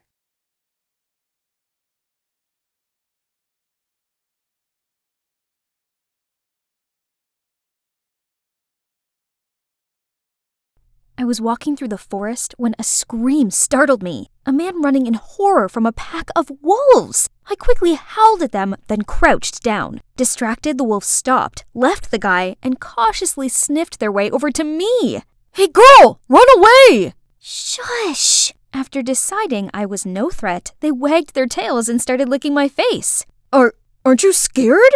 Not at all. People often misunderstand wolves. This isn't Little Red Riding Hood. They're not actually grandma eaters. Come and make new friends, buddy. Hi, my name's Winona, an 18-year-old Native American living on the Blackfeet Reservation with my mom. And I'm about to tell you the craziest story of my life. After the wolves left, I helped the guy find a place to clean his wound and told him more about the wolves. So you're a Blackfoot born and bred? It's my first time meeting a Native American. How about you? What brings you here, city boy? I'm actually a pianist wandering here for inspiration. Have you found it yet? Or did you almost lose yourself just then? Inspiration's hard to find, especially when you're a theater pianist. What? A theater pianist. I work at Winter Garden. In New York? Wow, it's my dream to be a Broadway musical actress. Actually, my theater's looking for a stage crew. You could start from there and I'll find ways to introduce you to the right people. I couldn't let such a once-in-a-lifetime opportunity slide. But the thing is, my mom absolutely resents theater arts and forbids me to even mention it. So, I gotta devise a plan. I brought Luke home for lunch. Mom was so welcoming and even prepared a great banquet. So, Luke, right? What brings you to Montana? I'm doing a research paper for school. I'm in college. Oh, so you're around the same age as Winona. She's recently finished high school. I know, and if it wasn't for Winona, I'd be dead by now. So I was thinking, if it's okay with you, I'd like to invite her to college with me. That's nice of you. But what are you studying? Hotel management. Mom, I thought I could give it a try too. But honey, you said you wanted to take a gap year. I just didn't want to try college alone. But now I've met Luke, it'll be different. Mrs. Ryder, I promise I'll take good care of her. Mom smiled, then nodded. Yes! Mission accomplished! Oh man, look at how crazy the streets of New York are. Thankfully, Luke arranged a small place just a few blocks away from the theater for me. And the following day, he landed me a staff member job to get me used to the theater scene first. It's not easy, especially working for a grumpy director with a zillion demands. Hey, you! Yes, you cleaning lady! Out of the way! But just being here this close to the stage is incredible, right? One day, on set for Mr. Killorn's new play, he started yelling and throwing papers everywhere. Curious, I picked up the script and saw a line written in Blackfoot. Ketzikakumen? I love you? Mr. Killorn suddenly noticed me. Oops, I must have said it too loud. How did you learn to speak Blackfoot? My mom taught me. Oh, I live in the Blackfeet Reservation. Interesting. You know what? You're cast for the leading role in this play. Go and meet Jade, the coach here at the theater studio. She'll instruct you further. I froze on the spot and couldn't believe what had just happened until Luke appeared, bowed to the director, and pulled me out of there. Am I finally living my dream now? Here it is, the studio from the business card. Huh? Are they shooing a coyote? This stupid guy was waving his umbrella at the snarling animal. I tried to tell everyone to back up, but no one heard my tiny voice until the guy next to me suddenly spoke up. Everyone, back up! Thank God people finally listened. I slowly advanced to the coyote, knelt, and offered my hand to him. When he seemed to trust me enough, I gently stroked his head and calmed him down. Just then, Mr. Killorn's assistant appeared and took the coyote in. Turned out, he's Mr. Killorn's pet. Who keeps a wild creature as a pet in this stuffy, urban space? You okay? You hurt anywhere? I'm fine. The poor little coyote looked terrified. You know a lot about animals, don't you? I grew up with them, yeah. In Blackfoot mythology, coyotes are guardian spirits. Well, you sure were a guardian spirit right then. I was still so touched by his words, but then Luke suddenly appeared. Winona, I just heard about what happened. You okay? What are you doing here? The guy, who was friendly just a second ago, now seemed cautious and just walked away while Luke glared at him. I'm fine. You should stay away from him. Luke doesn't seem to like that guy. Something weird is going on between these two. I went and met Jade, our coach. She told me about the role and introduced me to Nathan, my actor partner, which happened to be the guy I just met. I couldn't help but grin and offered my hand to Nathan, but he just ignored me and turned to the script. Hello? Am I just a stranger danger now? We then tried the opening act, but since it was my first time being on a turntable, I took the wrong step and fell over. Nathan! I was blushing when he suddenly glanced at Luke and dropped me, almost kissing the floor. Right then, a girl barged in. Is everything ready for my set? You're late again, Stella. And actually, you and Winona are both gonna practice and we'll see who's right for the role. Winona who? As if this nobody can stroll in and try to steal my role. How snobby. She's lucky this nobody doesn't want to make a scene on her first day. During the break, I questioned Luke more on Stella. Stella is super talented. She's marvelous at dancing, singing, and acting. No surprise though, because she's been training since she was little. That's exactly why we should just give her the role already. A waste of time dealing with amateurs. That was so rude. So much for ever thinking he was friendly. In the following weeks, I finally got a better grasp of my character. The female lead was a gentle, down-to-earth Blackfoot woman. Easy peasy. I just need to pretend to be my mum. Only, my on-scene love interest Nathan was making things difficult. On stage, he refused to make eye contact with me, but he didn't have this trouble when he was up there with Stella. Every day I had lunch with Luke while Nathan and Stella were giggling in another corner, acting as if they were the most powerful couple here. Are they really in love? Oh, Winona, please. Why should you care? After lunch, I ignored Stella's glaring eyes and focused on being Nathan's lover on stage. What kind of singing is that? Give me a break already. That's enough. Stella, actually, I just informed Mr. Killorn over lunch that Winona's getting the role. Ha! Very funny. No, it's not a joke. Look at your performance recently, Stella. It's rather disappointing. Winona, keep up the good work. Stella looked like she'd had the blood sucked out of her. I excitedly beamed at Luke, but strangely he looked concerned and ran after Stella. Does he have feelings for her? See that? Why hasn't he just confessed his feelings for Stella already and stopped this unrequited love tragedy? Isn't it because you and Stella are together? And that's also why you're so half-hearted whenever you're on set with me? It's not like that. I just couldn't control myself every time our eyes met. What did he mean by that? Congrats anyways. I always knew you deserved this role. He's right. I'd really worked super hard for this. I'm so close to achieving my dream now. The next day, I rushed into the first official rehearsal and acted my heart out in front of Mr. Killorn and the whole crew. I was dancing away to Luke's sentimental track when the door slammed open. It was Mom! I can't believe you lied to me and came here to do these foolish antics! Oh no. Mr. Killorn turned pale while Jade gasped upon seeing Mum. I tried to tell Mum to let me finish the scene, but... Fine, be this way. Until you come to your senses, you're not my daughter anymore. Mum then stormed out of there. Mr. Killorn told everyone to take a break and also left. I stormed over to Luke and asked if he told my mum the truth. But right when he was stammering, Mr. Killorn came between us. I didn't know you had to lie to your mum to get here. Yeah, sadly. She knows about my acting dream, but she has always been so negative about it. Is that so? Well, you're doing a great job. Continue practicing for the play. And maybe take me to your mum sometime and I'll try and explain this to her. Encouraged by the director's feedback, the next day I confidently acted my part. Yet Jade seemed dissatisfied and criticized my movements, saying they were too rigid. Winona, I'm giving the role to Stella. You need more training. What? I'm not some toy you can throw back and forth. Was it all just a show to get me and her to pit against each other? What was that about? Why the change? You're not qualified. Go back to your mother. What has this to do with my mother? I didn't know what was going on, but I was sure of one thing. I needed to prove myself, so I stayed at the studio practicing, swinging and swaying my soul away under the studio light until I accidentally sprained my ankle. Right then, Nathan came out and helped me up. Why are you still here? I saw you stay, so I thought I'd stick around for a little longer.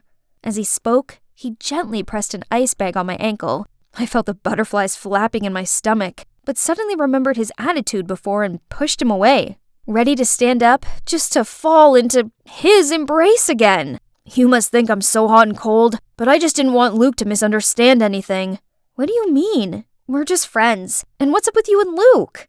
Then he told me how he and Stella were the best of friends back at acting school until Luke appeared. Luke was instantly attracted to Stella and asked Nathan to set them up. Nathan, of course, happily agreed. However, the next day Stella suddenly expressed her feelings for Nathan right in front of Luke. Luke didn't take it too well and thought I was messing with him. He's resented me ever since. So, you and Stella are just friends? We are.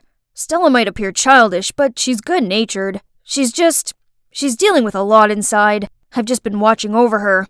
But right now she's gonna have to learn to stand on her own since I think I've met my guardian spirit. His guardian spirit? We were so close, I swear we were almost kissing. But I quickly pulled away, saying I gotta go practice. The final rehearsal is my only chance to get my role back now.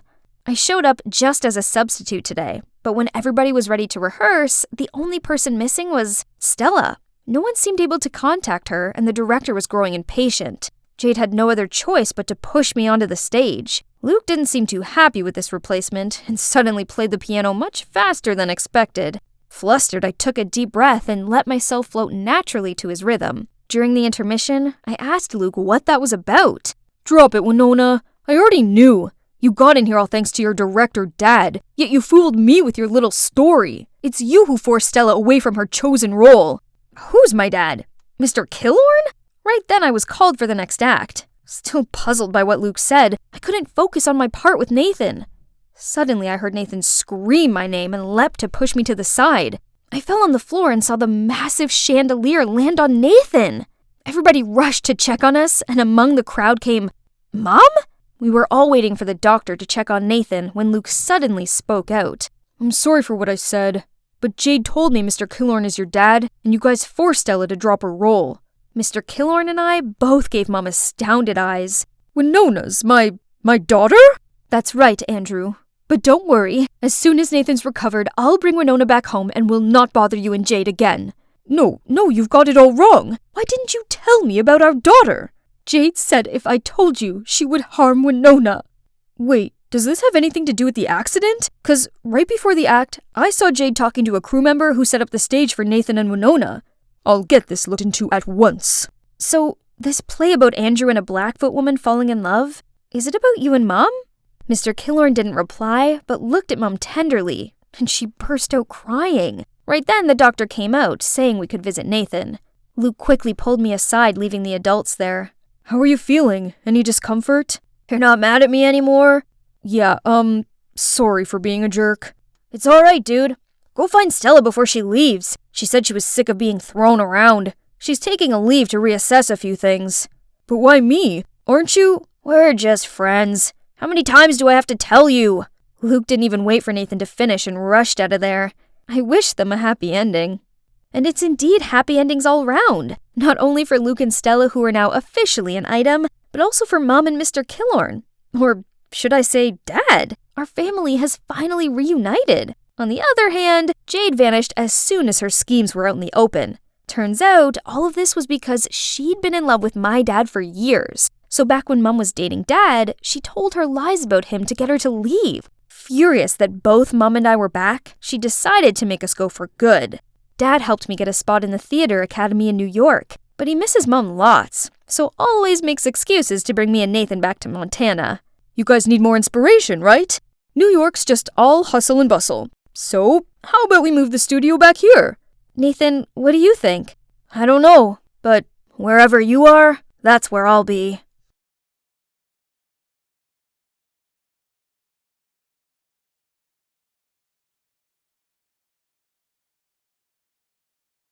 Hey guys, my name is Leah, a typical nerdy girl and a huge fan of Ace, the most talented, brilliant, incredible actor ever. But in the limelight, I transform into Aubrey Fern, the glamorous star of the hottest movie right now. Fall me crush with the real-life Ace. How is it possible? Well, I just got really lucky. That day, I was walking home from college when I suddenly felt like someone was following me. The sketchy guy was definitely up to no good. So I changed my route through this stinky alley, trying to lose him. But he stayed relentless and chased after me. So, you've chosen death then. When he was 10 feet away, I picked up a trash can and dumped it on his head. Grabbed a golf club nearby and started smashing non-stop. You creep! You mess with the wrong, innocent, helpless little girl! Stop! Who are you calling creep? I'm an artist manager from Moon Entertainment. Wait, Moon Entertainment? As in Ace's management label? Then why didn't you say so? Turns out his name was Grayson, and he's not here for my angelic voice or charismatic dance moves, but guess what? For my face. This guy must be a comedian. A few days ago, you used the celebrity twin filter on TikTok, and the result was Aubrey Fern, an actress under our management, correct? Yeah? Moon Entertainment actually created that filter. We were looking for someone who looks just like Aubrey to replace her. Okay, I must have hit his head too hard. I'd better get away from him quick. But he caught me right away and immediately teleported me to the company headquarters. Even the CEO himself came to welcome me. They were dead serious about me filling Aubrey's shoes. Heck, her whole identity. Apparently, the actress found showbiz too stressful and decided to quit. But she was one of the top faces of the company, so they couldn't just let her disappear. Out of nowhere, the door swung open and entered Ace! He rushed towards me, genuinely concerned, and gently dabbed my nose dry with his own sleeve. So, this is who I'll be dating? Looking forward to that. What? Dating? That's right, Leah. I've just released a statement of Ace and Aubrey dating. People are going wild. As the new Aubrey, you'll get a once-in-a-lifetime chance to be Ace's girlfriend. Just for show, of course. But who knows? He seems into you. I think I just hit the jackpot. Aubrey 2.0, here she comes. The next day, I arrived at a top beauty salon for a celebrity makeover. From the shine of my hair to the size of my pores, everything had to be flawless. And you wouldn't believe how many designer outfits and jewelry I got to try on. I looked like $1 million. Ace was gonna freak out the next time he saw me. You may look like Aubrey, but your personality needs some work. Jeez, who spat in your coffee this morning? Anyway, you better tidy up, 'cause I'm moving into your house. What? No way! You and your spiteful mouth should stay 10 feet away from me, or else I'll call security. Huh! Guess what, Miss Diva? It says right here in the contract that your manager, aka me, has to supervise you 24/7 so you don't spill anything confidential. You're bluffing. Am I, though? I stared at the contract, too stunned to speak. Why did I sign without reading it first? The guy's a nightmare. He even pretended to be an Italian exchange student and followed me to class. Weirdly, all the girls on campus were gushing over his fake accent. Sei un porco. I don't know what's more pathetic, his Italian accent or that you guys are actually swooning for that. Uh-oh, these girls did not know how to take a joke. Whoa, you guys wouldn't want to touch my face. My contract says it's worth, but before I could say another word, Grayson dragged me away like a rag doll. Other than that, life as Aubrey was amazing. I got to appear on loads of magazine covers, attended a bunch of exclusive events, and starred in the most anticipated rom-com of the year. And you know what the best part was? Ace was right by my side. Imagine being this close to your idol every day. You could just fall head over heels for him, literally. But no worries, people would still think that you're cute, as long as you know how to pose for the camera. One time, I heard Ace say that his ideal type is a girl with healthy, sun-kissed skin. So I figured I should give tanning a try. But when I arrived at the film set the next day, everyone laughed at me, saying I looked like a half-dried up squid. This was so humiliating. Bet Grayson had a blast making fun of me. But instead, he rushed to put his jacket over my head to cover me up. Why are you trying so hard for that narcissist? You look ridiculous. I think she looks kind of cute. Just needs a bit of blending. It's Ace! He's standing up for me. His handsome face suddenly came super close to mine. Care to go on a date with me tonight?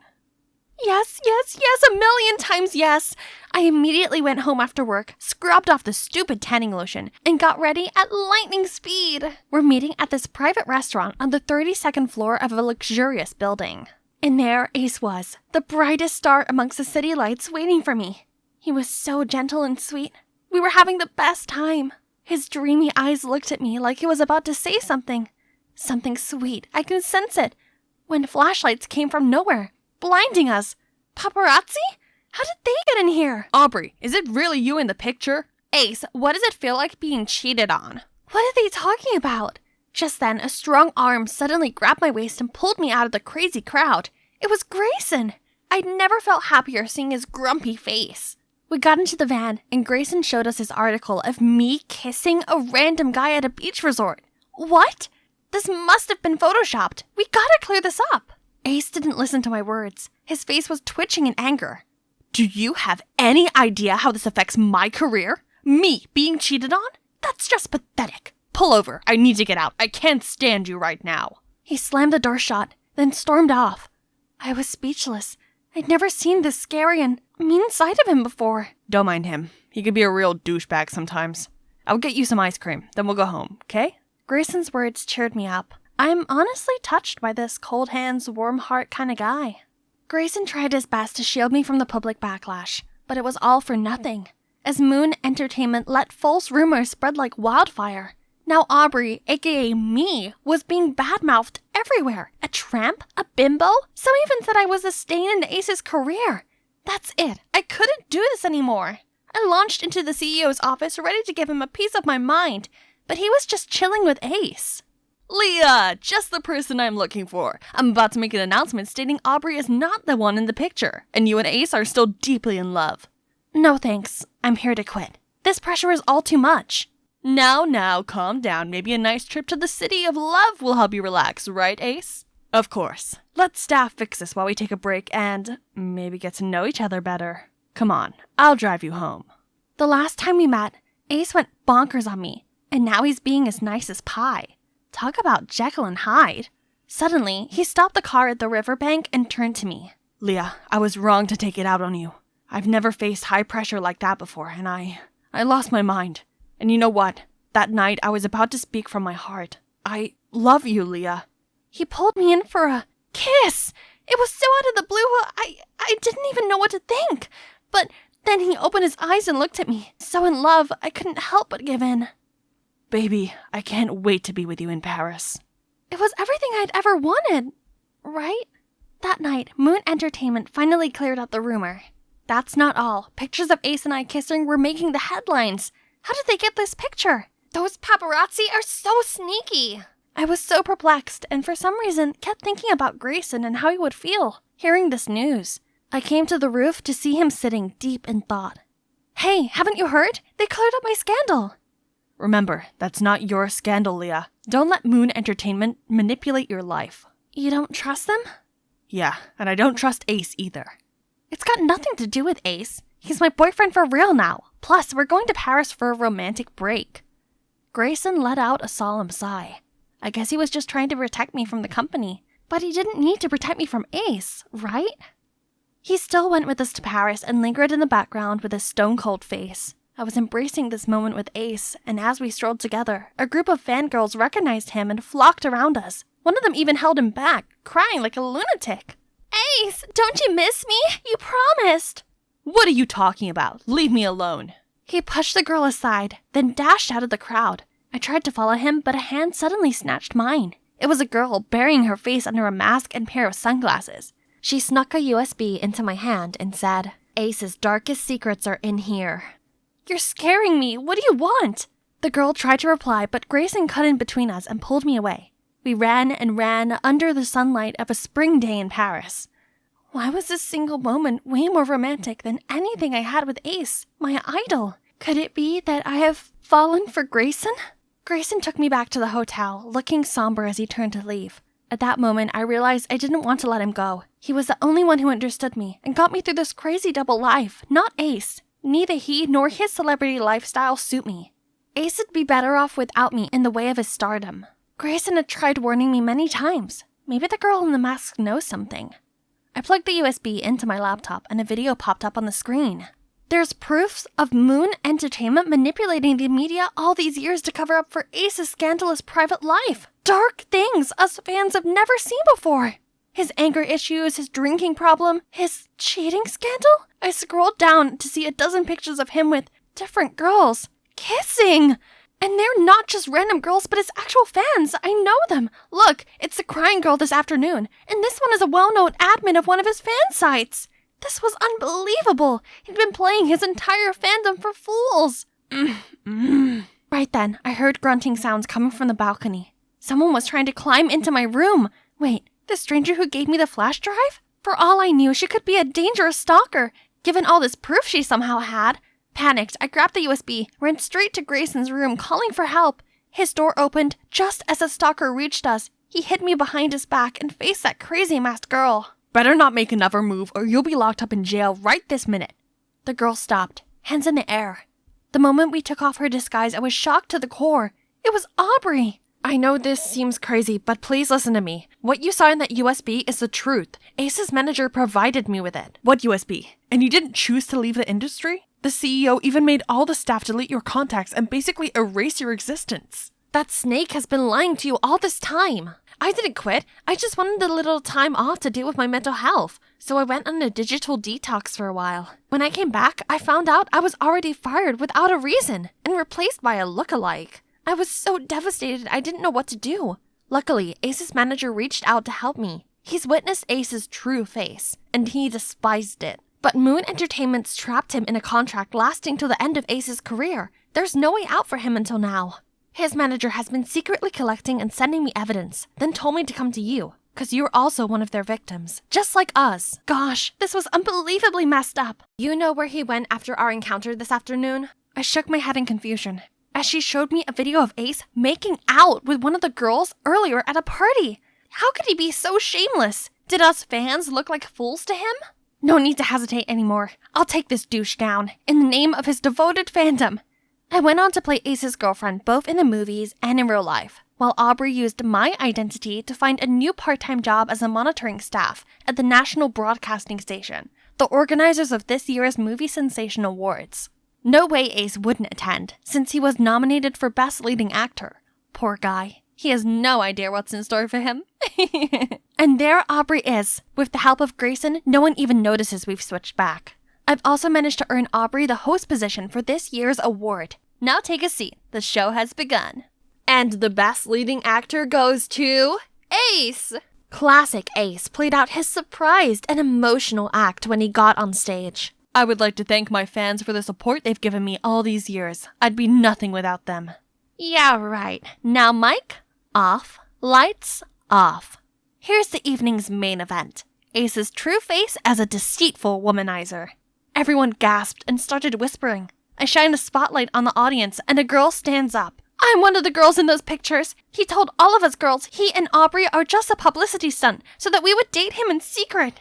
I was his photographer once, and he literally screamed at me for 20 minutes because I didn't get his good angle. I'm a bartender at his frequented bar where he gets wasted, hits on girls, and starts fighting with random guys every day. The audience start booing and throwing things at Ace. The cherry on top is that this whole fiasco is being broadcasted live worldwide. It's safe to say no one will ever be fooled by this douchebag again. Which means my work here is done. I go outside to see paparazzi and fans swarming around Aubrey. She handles them so gracefully it looks effortless. The limelight isn't for me, and that's fine. I'm glad I'm back to being a normal girl who doesn't have to care about public opinion. Best part is, I get to date my idol manager boyfriend over there. I'm thinking a nice home-cooked dinner to celebrate our successful plan. And our 1-month anniversary as well. What do you think?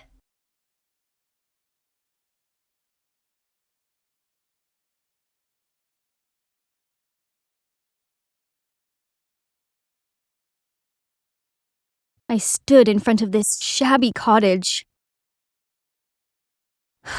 trying to calm myself, and went inside.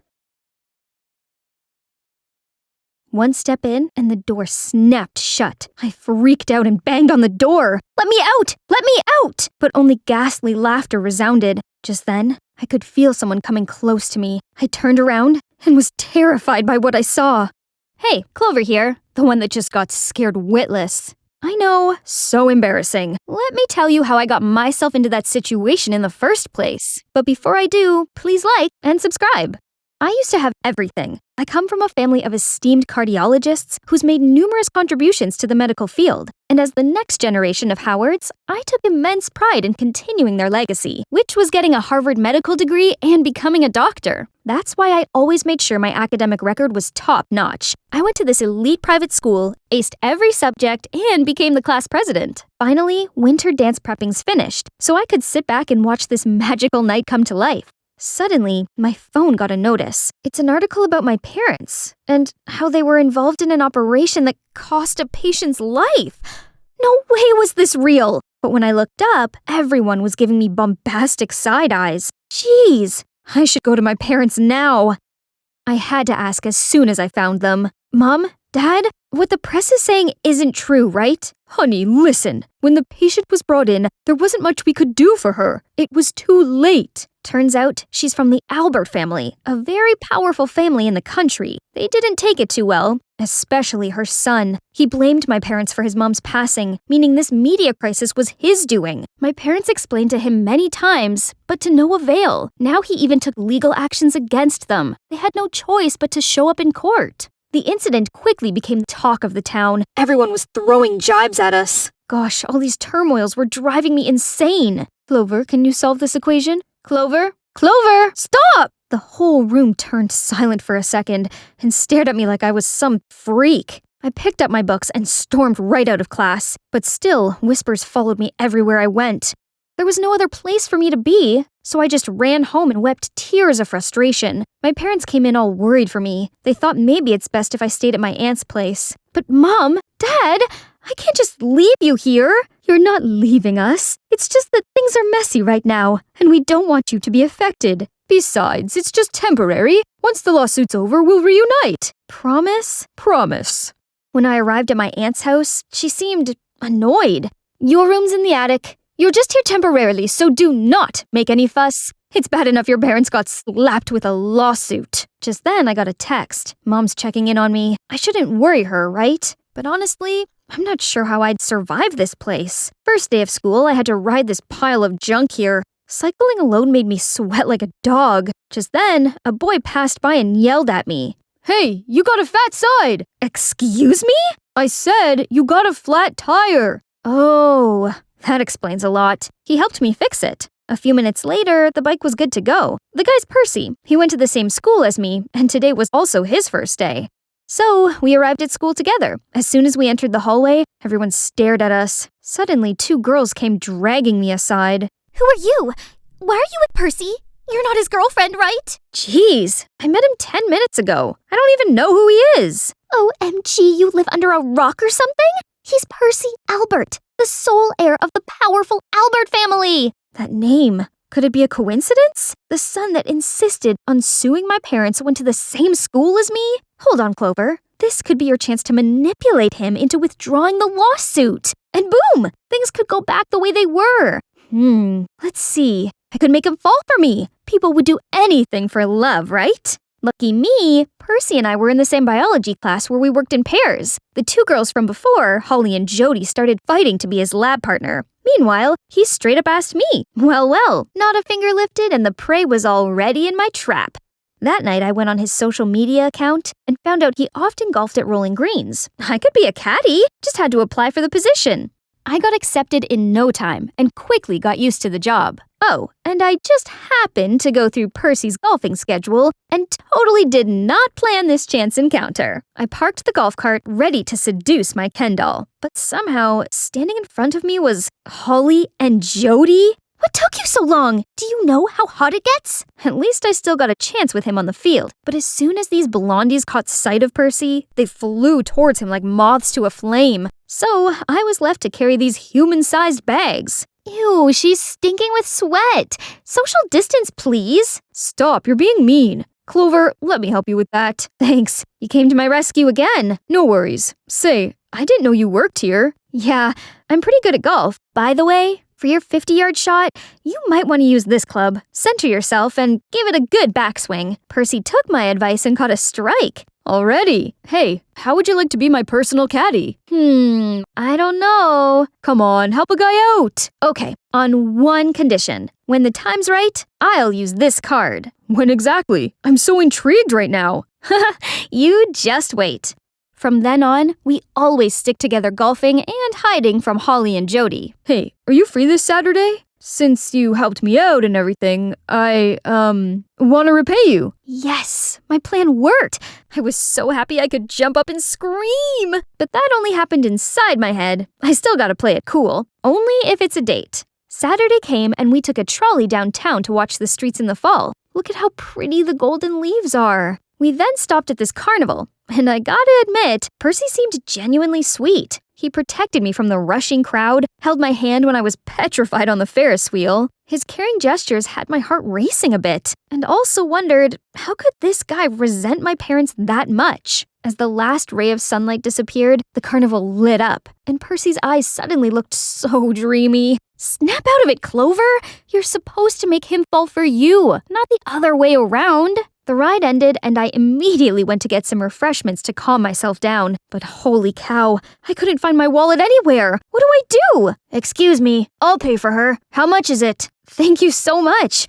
I owe you big time. No worries. Please, at least give me your contact. I'll pay you back. Is that your way of asking me out? No, well, if your boyfriend doesn't mind, give me your hand. Meet me at Caribou's coffee shop, 8 a.m. Sunday. Your treat. After the date, I was sure Percy had feelings for me. I just needed to make him say it. Then I spotted Dumb and Dumber sneaking around my locker. They're trying to fake a note from Percy to me. Tell her to meet Percy at the haunted house in the woods. Then we'll trap her inside. Lame pranks. But I suppose I can go along with them and get Percy all worked up. Nice! And of course, gotta let Percy know where I was heading.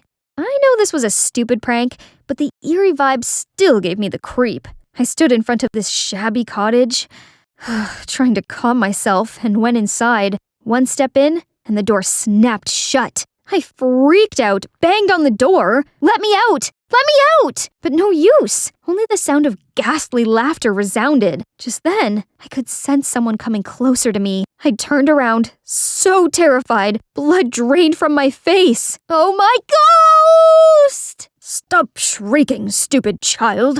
I'm not a ghost yet. He's a real person? Clover, don't worry. It's just my grandpa. Grandpa? What's your grandpa doing here? This is my house. So, this used to be his granddad's house when he was young. Since Percy's mom passed away, Grandpa's health deteriorated. No one in the family cared about him except Percy, as they were all deep in sorrow and hatred. Percy mourned for his mom too, but had to stay strong for his grandpa. So, he brought him back to this peaceful house, hoping Grandpa would feel better. At that moment, I felt bad for what happened to Percy and his family. Losing their loved one must have been so painful. I suddenly understood his motive now, and he badly needed this hug. Clover, I think I'm in love with you. I gushed over his words. Looking in his eyes, I knew it was real, and what I felt for him was also genuine. We could work this out, right? I'd tell him the truth and my side of the story. He'd understand. Percy, But one phone call from Mom changed everything. Honey, we lost the case. Their son has taken everything away from us. Our property, our legacy. Your dad was so distressed, he almost had a heart attack. Hearing Mom's words, tears started streaming down my cheeks. What was I thinking? How could we possibly be together? After that, I avoided Percy completely. I also decided to move out of my aunt's and find a new place. And guess who hooked me up? It's Hunter, the guy I met at the carnival. We did end up going on a coffee date. He seemed cool and knew his way around town. So I asked if he knew a place that me and my parents could stay, as they'd move here soon. Look at this. Pretty cozy, huh? Hunter was nice enough to help me move. Just then, there's a knock on the door. I opened it to see Percy. He got so worried and went looking for me. But once he saw Hunter, he was dumbstruck. Didn't expect you'd find this place so fast, brother. Wait, you two are brothers? Sadly, yes. And we're supposed to mourn for our late mother. Yet here he is playing lovebirds with you. If losing Mum isn't that big of a deal for him, let's see how he'd like losing you. Don't you dare touch her! Or what? You'll punch me? You Alberts are the worst! Was ruining my family not enough? What are you talking about? I'm Clover Howard. My parents were the doctors who tried to save your mom, but got punished for that. I was so stupid to think I could convince you to drop the lawsuit. My family's in shambles now. Happy? I didn't know. Get out! Never come near me again! Percy had to haul off with a regretful look. A few days later, my parents arrived. I told them everything that had happened, but they said the son who pressed charges was actually Hunter, not Percy. Turns out, their family situation was complicated. Hunter went missing when he was 7, and not until recently did he return. But then his mom unexpectedly passed away. He must have been so miserable that he had to take it out on us. Percy, on the other hand, was really thoughtful and understanding. He did all he could to stop his brother, and I just put it all on him. I had to go fix this. When I got to the cottage, Percy was trying to stop Hunter from messing with my family again. You don't get a say in this. You grew up with Mum's love while I got nothing, and you couldn't even pay her proper respect. We can mourn her in different ways. Mom wouldn't want us to dive deep in hatred. Mum wouldn't want us to befriend people who couldn't save her, and you fell in love with their daughter? Traitor! Hunter was about to punch Percy. I had to stop him, quick! Clover? You should leave now. No, I came here to apologize to you. We gotta work things out. Then let's have a little chit-chat, shall we? I was so close to having a taste of Hunter's fist when Percy came between us and took the full blow. We both ended up on the floor, and when we looked up, their grandpa was already there and witnessed everything. Percy, Hunter, stop fighting! His breath suddenly fell short. His knees were trembling. I immediately called my parents for help, but Hunter snatched my wrist. What are you doing? Call your parents here to mock us? No, I'm just trying to help. He then was on the phone with their family doctor, but she couldn't come because there was a storm blocking all roads. Please, can't you see Grandpa's in pain? You shut it! I'd never get help from those lousy doctors again! Hunter, I'm sorry for what happened. I really am. But don't let your hatred endanger your granddad. I could see Hunter's conflict, but with every second passed, their grandpa became pale. His breath got weaker. He needed to decide now. Please, save him! I immediately called my parents. Minutes later, they arrived and gave him first aid right away. Luckily, Grandpa reacted positively to the medication and gradually recovered. Hunter then broke down in tears. I can't believe I almost put Grandpa in danger just because of my blind hatred. And you didn't think twice about helping. I'm so sorry, everyone. Clover, Mr. and Mrs. Howard, I promise I'll make this right. The following day, Hunter arranged a press conference admitting he was wrong to bring my parents to court. Thus, he'd take full responsibility in fixing his mistakes, including clearing our reputation and compensating us financially. When it's settled, we started a new life here. My parents bought a house, founded this hospital to help people, while I got to continue my dream of becoming a doctor. Harvard meds, here I come! Oops, almost forgot. Of course, Percy and I got together. You didn't think we went through all that, and I never admitted my feelings, did you? I'd been holding it back for what felt like forever. Now, I get to have my happy ending. Hey, I'm Lydia. It might seem like this enchanting forest is real, but it's even better. It's VR, and you're looking at its creator. This is nature at its most perfect form, unpolluted, a home to many wild creatures. Those are actually my friends' avatars. One of them is Layla, my best friend, my only real-life friend. All the kids used to think I was a freak for my obsession with plants and nature. Then I met Layla, who was also a nature geek in the neighborhood. I knew right away that she and I were going to be best of friends. We loved all the same weird things, like pickled garlic and growing peppers to make pepper spray. We were basically inseparable, and with Layla by my side, I couldn't care less about what the other kids said anymore. But my world suddenly turned upside down when Layla graduated high school and had to move out for college. Saying goodbye filled me with sadness and fear. Layla was my only friend, and I would feel lost without her. So she came up with the idea of using VR to keep me company. Little did I know, it completely changed my life. VR opened a whole new world for me, giving me the tools to build the land of my dreams, a place where Layla and I could hang out and explore nature the way we used to. Soon enough, I quickly got a grasp on VR and became a big-name player in the game. Before long, my life was more virtual than reality. Suddenly, everything was black. I took off the VR headset and Mom and Dad were standing at the door. Why are you still here? It's the middle of the school day, for God's sake! You've had your head buried in that game since your junior year. Enough is enough! You know what? We've been too easy on her. You need to get into a college at the end of the school year, or we will kick you out of this house! Then how am I supposed to play VR? You know it's my life! Not my problem. You're 18. It's time for you to grow up and face reality. Mom! I'm with your dad on this. Now hurry up and get to school. Later, I reached out to Layla for help. Why don't you apply to my college? That seems like a good idea. I'd get to see you in person again. Right? You'll be out of your parents' reach, and it's an easy school to get into. They just need your high school transcript. Simple. Girl, say no more. Sign me in. Months passed, and it was finally college admission day. Man, it is packed here. Where could I find the school garden? There it is. But where's Layla? There was only a boy sitting here reading a book. He was literally glowing in the sunshine. He suddenly looked up and our eyes met. That was so awkward. Lydia! Oh my God, I'm so glad you're here. Finally, we've reunited after 2 years. Layla, I missed you too. Oh, you look different. The girl standing in front of me was totally dolled up from top to toes. What happened to her? Oh, you know, I found my style ever since I got here. Don't worry, I'll help you out with your style too. But I like my style. Anyway, do you know what major you're in? I haven't decided yet. Better hurry up. Our school has a rule. To stay here, you have to choose a major within your first week. But no biggie, just go to my department, Greenhouse. I'm the class president now. Come on, I'll show you around. Then, Layla led me to her department infrastructure, and I was absolutely impressed. It was equipped with modern experiment and technology and exotic plants. Right then, a group of students swept past me and flocked around Layla. She introduced them as her new friends, but they just gave me the screening from head to toe, then straight up ignored me. Ugh, rude. Whatever. I need some alone VR time anyway. I put on the headset and doing some boxing moves, but accidentally knocked over something in real life. Layla, why is your friend wearing the VR thing and breaking our stuff? Don't you dare tell me she's from VR. No. She just uses VR since she's socially anxious. I'll talk to her. Lydia, listen, if you're going to become a greenhouse major, you have to lay off the VR a little bit. You can't be carrying the headset around campus, okay?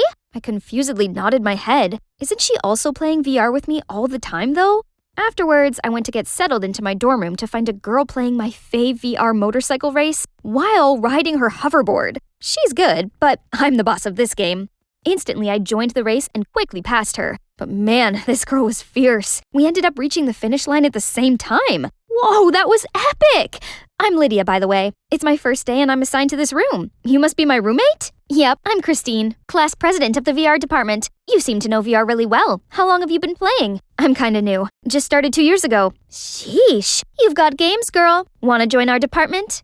The next day, Christine showed me around the VR department, which was full of the newest techs. Dude, this is so sick! Every week, we have an exhibition of new VR technology, and we mainly work and interact in VR. No need for awkward real-life convo. Besides, our department also joined the school annual creativity competition for the huge prize of $10,000, which we could use to develop more modern VR technology. Whoa! This place was heaven! Just imagine playing VR all day, every day. Holy moly. Can it be? Soccer shots enhanced? I joined in the game immediately and gave it a big kick, scoring a goal. Wait, did I break the pots again? I took off my headset to see a guy doubled over in pain. Oh god, I'm so sorry. Don't worry, I'm good. I'm fine. His face seemed awfully familiar. Oh, I remember you from the school garden the other day. Yeah, that was me. I'm Marshall. Thinking about applying to VR? Yeah, I'm Lydia. Lydia, I think you'd like it here. I suddenly felt my face getting hot when I was saved by a phone call from Layla. I quickly excused myself and ran right into her. Hey, I've been looking everywhere for you. There's a welcome party tonight, and you're definitely going. No party. Oh, come on. I'll introduce you to our research group. You've heard about the creativity competition for departments, right? Greenhouse is in it to win it. But no buts. Let's get ready. At the party, Layla dragged me to where the greenhouse kids were hanging out. They were still glaring at me. I should just leave, but on my way out, I bumped into Marshall. Hey, Lydia, I was looking for you. You dropped this handkerchief back at the VR department. It's from your grandma, right? Oh my god, thank you. But how come you know it's my grandma's? I just guess. I saw your initials on it. Hey, back off, you VR freaks! Stop talking with our new member. Poof, are you sure? This morning she seemed really fond of all our gizmos and gadgets. What are you talking about? Lydia, explain this! What's there to explain? Your pea-brain can't read between the lines, huh? Layla lunged at Christine and a fistfight broke out between them. That's why I don't fit in social gatherings. Hey, wanna get out of here? Yes, please. Marshall explained that there was beef between the VR and greenhouse departments. They were neck and neck for many things, especially the scholarship competition. But sometimes both went too far. The greenhouse put insects in the VR facility rooms, which chewed up all their cables. To get back at them, the VR messed with the water system in the greenhouse, which caused water blackout and killed dozens of plants. And naturally, the presidents, Layla and Christine, were always at each other's throats. Shoot, I was planning on choosing VR as my major, but that would mean turning myself into her enemy. What am I supposed to do? I tried turning back to VR to take my mind off things, but I could hardly concentrate. Lydia, why's your head stuck in the clouds? I've been thinking, I want to be in the VR department. Greenhouse is good, but I'm not sure it's for me. I just don't want us to be enemies. It's okay. We're still friends no matter what you decide. Just follow what feels good in your heart. Aw, she'd put me above all her rivalries? She hadn't changed so much after all.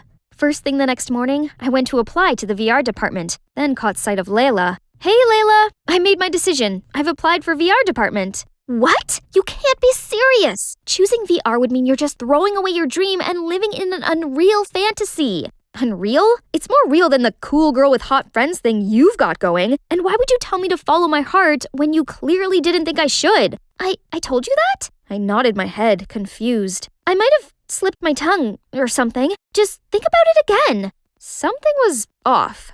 I swear she really seemed genuine yesterday. Over day, I got back to my dorm room only to find out my headset cracked and wouldn't turn on. Who did this? Freaked out, I only thought of one person who could help me fix it now. Marshall. It would take a few days to fix it. Oh no, I couldn't pass a day without VR. I think you'll find something to do. Like what? You're more than welcome to hang here. Dang, this guy's cheeky. Suddenly, Marshall's phone rang, and he excused himself for a few minutes. I looked around his room and noticed 2 VR headsets on the table. Maybe Marshall wouldn't bother if I borrowed a spare set, right? As it turned on, my own Forrest appeared in front of me. Was he following me? I clicked on his profile to see. He was logged in as Layla. My friend Layla. So, the Layla I've been talking to was not the real Layla, but Marshall? How long had this been going on? And did Marshall know me from the beginning? Lydia? I took off the headset to see Marshall standing there, stunned. What's this? Explain to me now!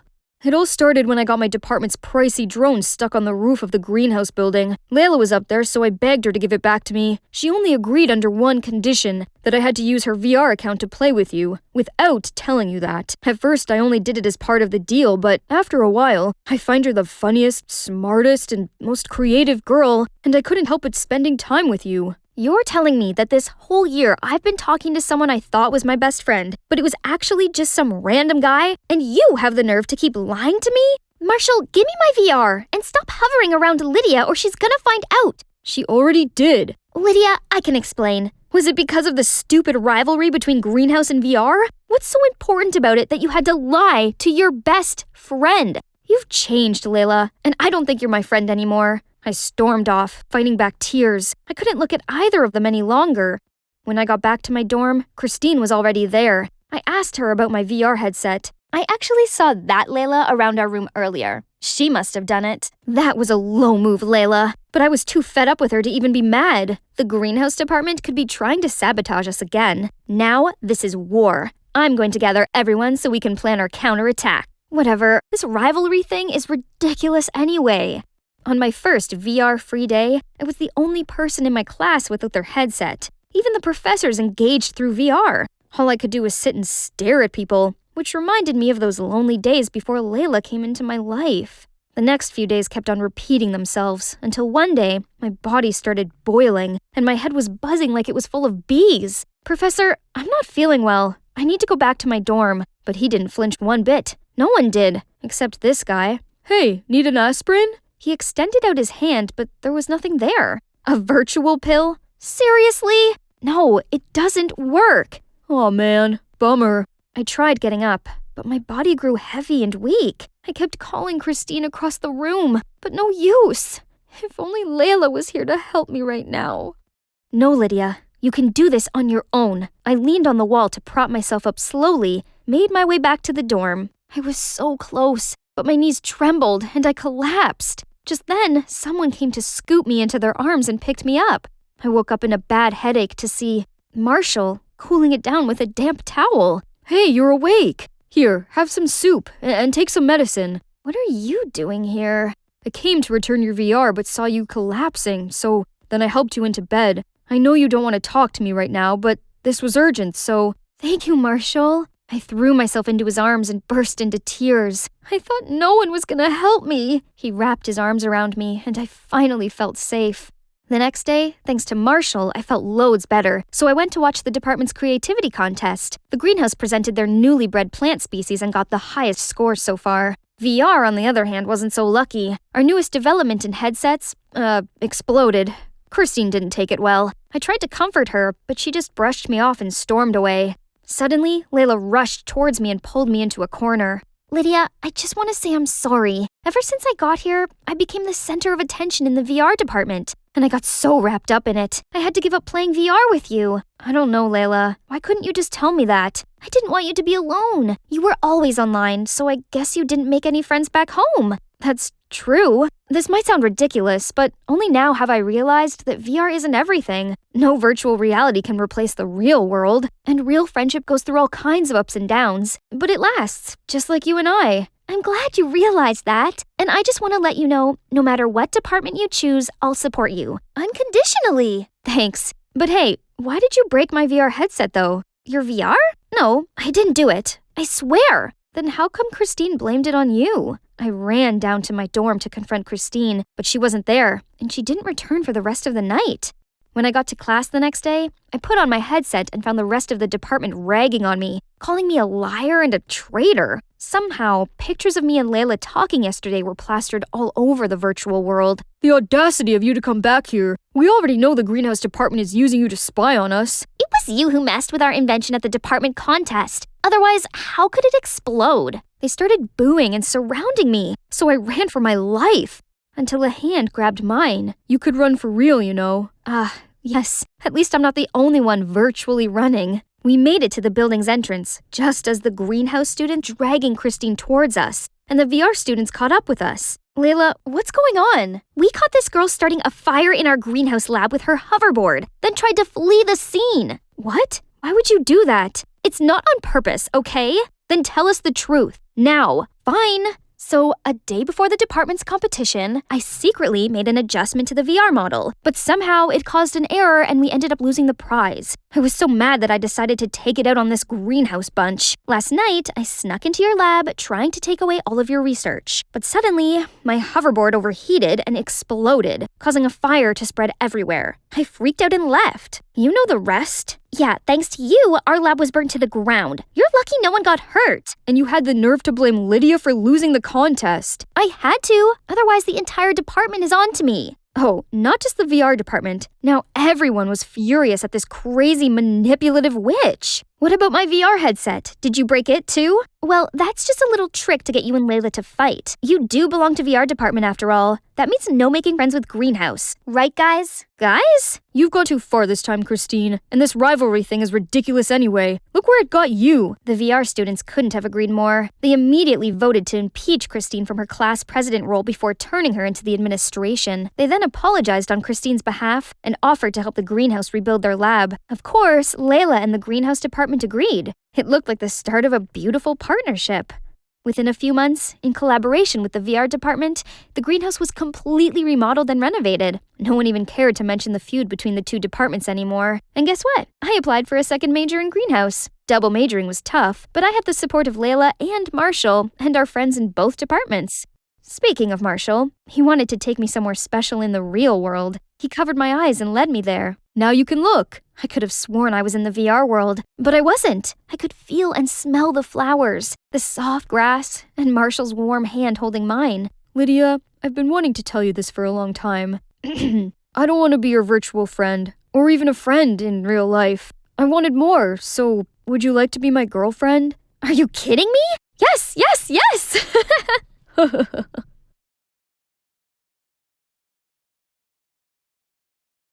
My most precious timekeeper. There's a saying that goes, when you fully trust someone without any doubt, you'll either have a person for life or a lesson for life. You bet I learned a valuable lesson because that quote manifested itself into my life. It was the summer of 2000, before our beloved smartphones and social media even existed. Elio, Tara, and I were exploring the glorious Barcelona. Spain was our first stop on our trip across Europe to celebrate high school graduation. That's 18-year-old me. I'd always wanted a partner who I could trust with my life and stick with me through thick and thin. But the boys I dated were too childish or selfish to be considered trustworthy, except for my sweet Elio. He's always so attentive and cared for me greatly, but somehow he couldn't ease my anxiety.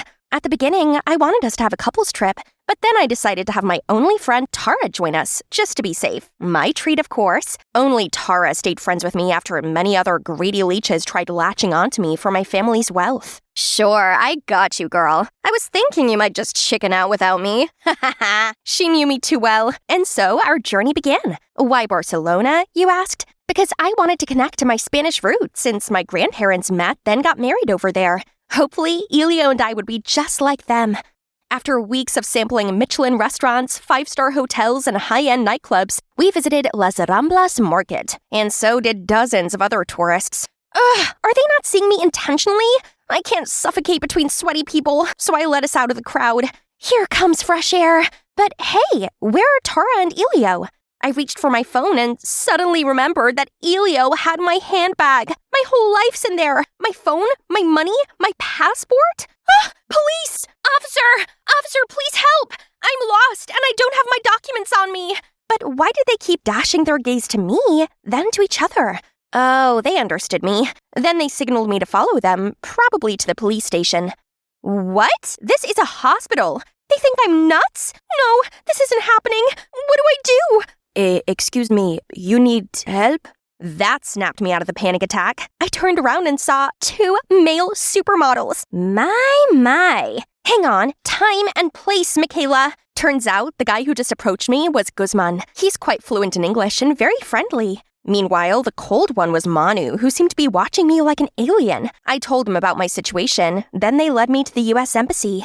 Luckily, they stayed to help me talk to the embassy staff, who I totally believe is the sloth from Zootopia in disguise. 1 eternity later, they said they'd help me find Elio and Tara, but it'd take several weeks. Ugh, that's it? What about me? I already told them I had neither money nor passport, right? Where do I stay? How would I survive? Right then, Guzman offered me to stay at his place and work at his family's restaurant in the meantime. Huh? Isn't that too generous to a stranger like me? These 2 beautiful and helpful people could be baits, but without any other option, I had to cautiously follow them.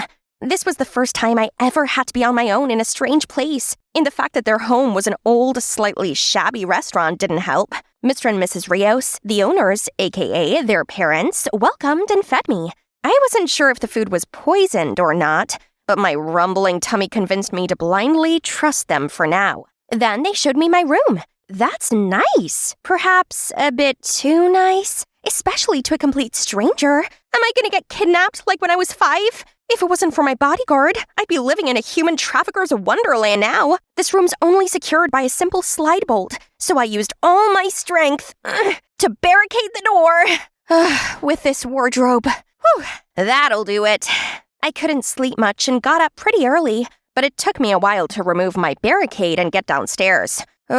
Scratch that. Or I might give myself scoliosis. At breakfast, they asked me how I was doing. I could only mutter a few Spanish phrases from school and prayed for my Spanish ancestors' assistance, while their replies were too fast for me to comprehend. Besides, it sounded like they used a different language to communicate. Sensing my confusion, Guzman explained that people in Barcelona speak Catalan in their everyday life, not standard Spanish. Oh, right. Suddenly, I felt so alone among them. Unsurprisingly, when they opened, I was assigned dishwashing duty and organizing the storage room because I didn't speak any Catalan. Back home, I had maids and servants pick up after my every step. Literally. So working here was torture. Not to mention the hot weather here was draining me. My slow pace earned me Manu's glare, his annoyed frown, or sometimes a few words that I'm sure weren't very nice. Fortunately, Guzman was there to be the usual comic relief. I'm sorry, I don't know what I'm doing. De nada. You're doing your best, girl. Don't worry about that grumpy cat. Still, Manu was just one of my many problems. Everything seemed confusing, from how they tell the time to the metric system. Not to mention, mealtimes in Spain were always somehow 2 hours late. I swear, I almost blacked out from hypoglycemia the first few days. But today, Manu suddenly demanded I take a table's order. Maybe they sensed my nervousness, so they pointed at the dish they wanted from the menu. Gazpacho and pesto pasta? Got it! Call me Bear Grylls. Improvise, adapt, overcome is the way to go. A while later, I was just vibing in the kitchen when I heard a commotion outside. I ran out and realized the customer from before was coughing violently. What's happening to him? I saw Mr. Rios ran up to his date, asked a few questions, and checked his half-eaten pasta. His face suddenly turned pale, and he immediately called an ambulance. Michaela, did you, by any chance, not hear that he said he had a nut allergy? Perhaps. He told me his food should be nut-free because he's allergic, but that went over my head. Thank God the ambulance arrived on time, so he was okay. Still, Mr. Rios had to apologize, and that meal was on the house. And me? Manu gave me a piece of his mind. Why is he angry at me? He knew I didn't speak their language, yet he made me take their order. I wish I spoke Catalan so I could fire him instantly. Guess I'll have to fire myself. Adios. I was walking around aimlessly when Manu and Guzman found me. They said they were looking for me everywhere. Manu's awkward expression was very unlike his usual cool appearance. Sorry, you not know Catalan, I not know English. We, misunderstand. Go home, please, okay? Now I knew this guy seemed cold only because he didn't speak English. Seeing their sincerity, I followed them back. But will I ever return home? What if I'll never see my friends and family again for the rest of my life? The next day, I went to the US Embassy and received shocking news.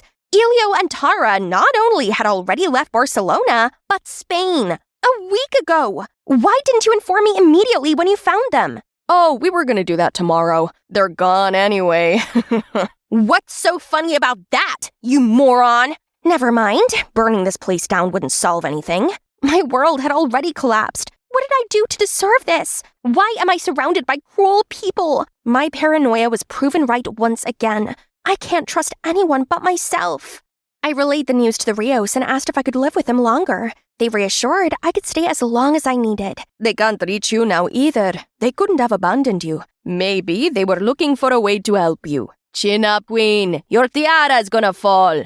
This family's hospitality and positive energy are unmatched. Still, it saddened me that I couldn't return home just yet. A few days later, surprisingly, Manu offered me Catalan lessons. In return, I shall teach him English. He was a natural. I, on the other hand, felt like I was born with a wrong tongue. Whenever Manu got mad at me for making mistakes, I'd bombard him with questions as a distraction. Why do you use Celsius and not Fahrenheit here? Why Catalan and not Spanish? And what's up with siesta? I swear, it's like the entire city suddenly drops dead in the middle of the day. At first glance, my questions seemed to annoy Manu, but he actually answered all of them. I could see his iciness slowly melting. Time passed and my Catalan improved. Today, I even chatted with Manu's parents while working. They said this restaurant was established a few generations ago, and many troubled couples stopped by this place. But love always prevails in the end, because our food heals them all. Might sound romantic, but actually, that's because great-granddad liked being a love guru, while great-grandma wished to be a couples therapist. Since then, thanks to Manu and my coworkers, my life got a lot easier. Every time I messed up something, they'd offer help or guidance. One time, I got lost while delivering food and was gone for a long time. But when I got back, they didn't criticize me. One of them even joked that I didn't know the area because I rarely went out. So Guzman suggested we three go to the beach after work. Some vitamin C sounds like what I need. Huh? But only Manu was waiting for me after our shift. It's just us. Guzman's with his hot date. Guzman, you cheeky little schemer. Still, this isn't a date, right? Just two friends getting to know each other. I initially thought we're going to walk along La Rambla and arrive at Barceloneta Beach, but Manu took me to Playa Badalona, which was a bit further away, but pretty much empty and splendid. Strange how TripAdvisor didn't mention this place. Manu brought out a bottle of cava, a Barcelona specialty. Wow, isn't it expensive? Are you sure I can have this? You worked hard and deserve to play hard. Aw, so thoughtful. He might make me blush. Then we toasted to my chaotic arrival here. That's the stuff. With Manu, I got to see an ordinary side of Barcelona. Not often do I get the chance to be somewhere this beautiful. I should be more adapting. Besides, if I wasn't here, I'd never get to observe this magnificent monument up close. Leave room for Jesus! Jesus! I mean, Guzman? He had a terrible date and came to vent. What were you thinking, Michaela? You have a boyfriend, remember? Eventually, my life here got more enjoyable. I kinda adopted the mañana mentality, so taking it slow became my motto. I now realized whoever invented siesta was a genius. People would sometimes burst into songs, as others would either sing along or dance to the music. Spaniards seem to value quality of life more than those in the States. Speaking of which, I still got homesick from time to time, and Manu's the only one who seemed to notice. You can talk to me anytime. Rest assured, we're all happy to have you here. Okay, I might have a teeny tiny crush on him. No, focus, Michaela. Think about Elio, your boyfriend. I wonder how he and Tara were doing.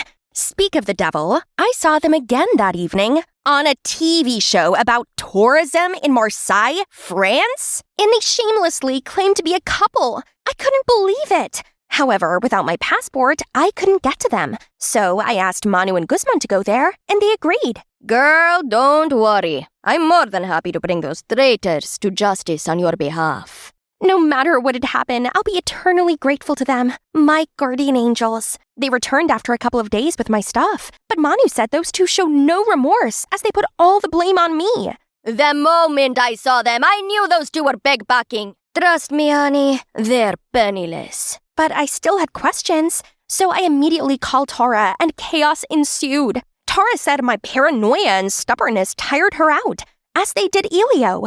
We kept it to ourselves all this time because we didn't want to hurt you, but actually, it felt like a relief to not have you around. Did you know that we bonded over shared trauma? That's you. Good. I hope you two are happy asking strangers for money together. Tara, are you talking to Michaela? Mickey, wait! I can't listen to another word. There wasn't even any tears left in me. Manu sat down next to me. Hey, you got rid of those traitors. Why the long face? I'm fine. Don't mind me. I just lost the only two people I trust outside my family. No biggie. Come now, it's not that bad. Give up! What the? Oh, oops, my bad. Don't give up. I mean, cheer up? Don't laugh. I mean it. Since you got here, you've become a lot more independent, haven't you? You're quite a strong, resilient girl. He's right, and not just because I like him. I'd been so caught up in everything that I didn't realize I'd been entrusting my life to him, who I barely knew. I'd been relying so much on him and his family. Maybe it's not so bad knowing good people still exist. And this guy, he makes it so hard for me to leave this place. At the crack of dawn, I woke up to the deafening sound of helicopters? That's my family crest. My parents must have sent those choppers. A swole guy in black came up to me and said my dad wanted me home because I'd gone AWOL for far too long. Then he just grabbed me and we flew straight back to America. I begged him to turn around so I could say goodbye to Manu, Guzman, Mr. and Mrs. Rios, my saviors, but my pleading was completely ignored. I was finally home and went to college, but as a different person. I was determined to socialize more and befriend new people. And no, it's not just talks. I actually moved into the dorm to be surrounded by my peers. It's been a long time coming, but I learned to open up and keep my trust issue in check. I shouldn't pass up on companionship out of irrational fears. However, I couldn't take my mind off Manu. We didn't even properly say goodbye and had no way to contact one another. So I went back to Barcelona to look for him. But when I got there, his family said he'd just gone to the airport. Turns out, he went looking for me too. I immediately got in a taxi and headed to the airport. As soon as I arrived, I saw the earliest flight to America had already taken off. That's how my time abroad wrapped up. Michaela, mi amor, where are you? Yes, my love. That photo album again. I'm right here, eyes on me. Well, I couldn't figure out why you didn't board that flight. I just had a feeling that I'd see you again if I turned around. Call it telepathy.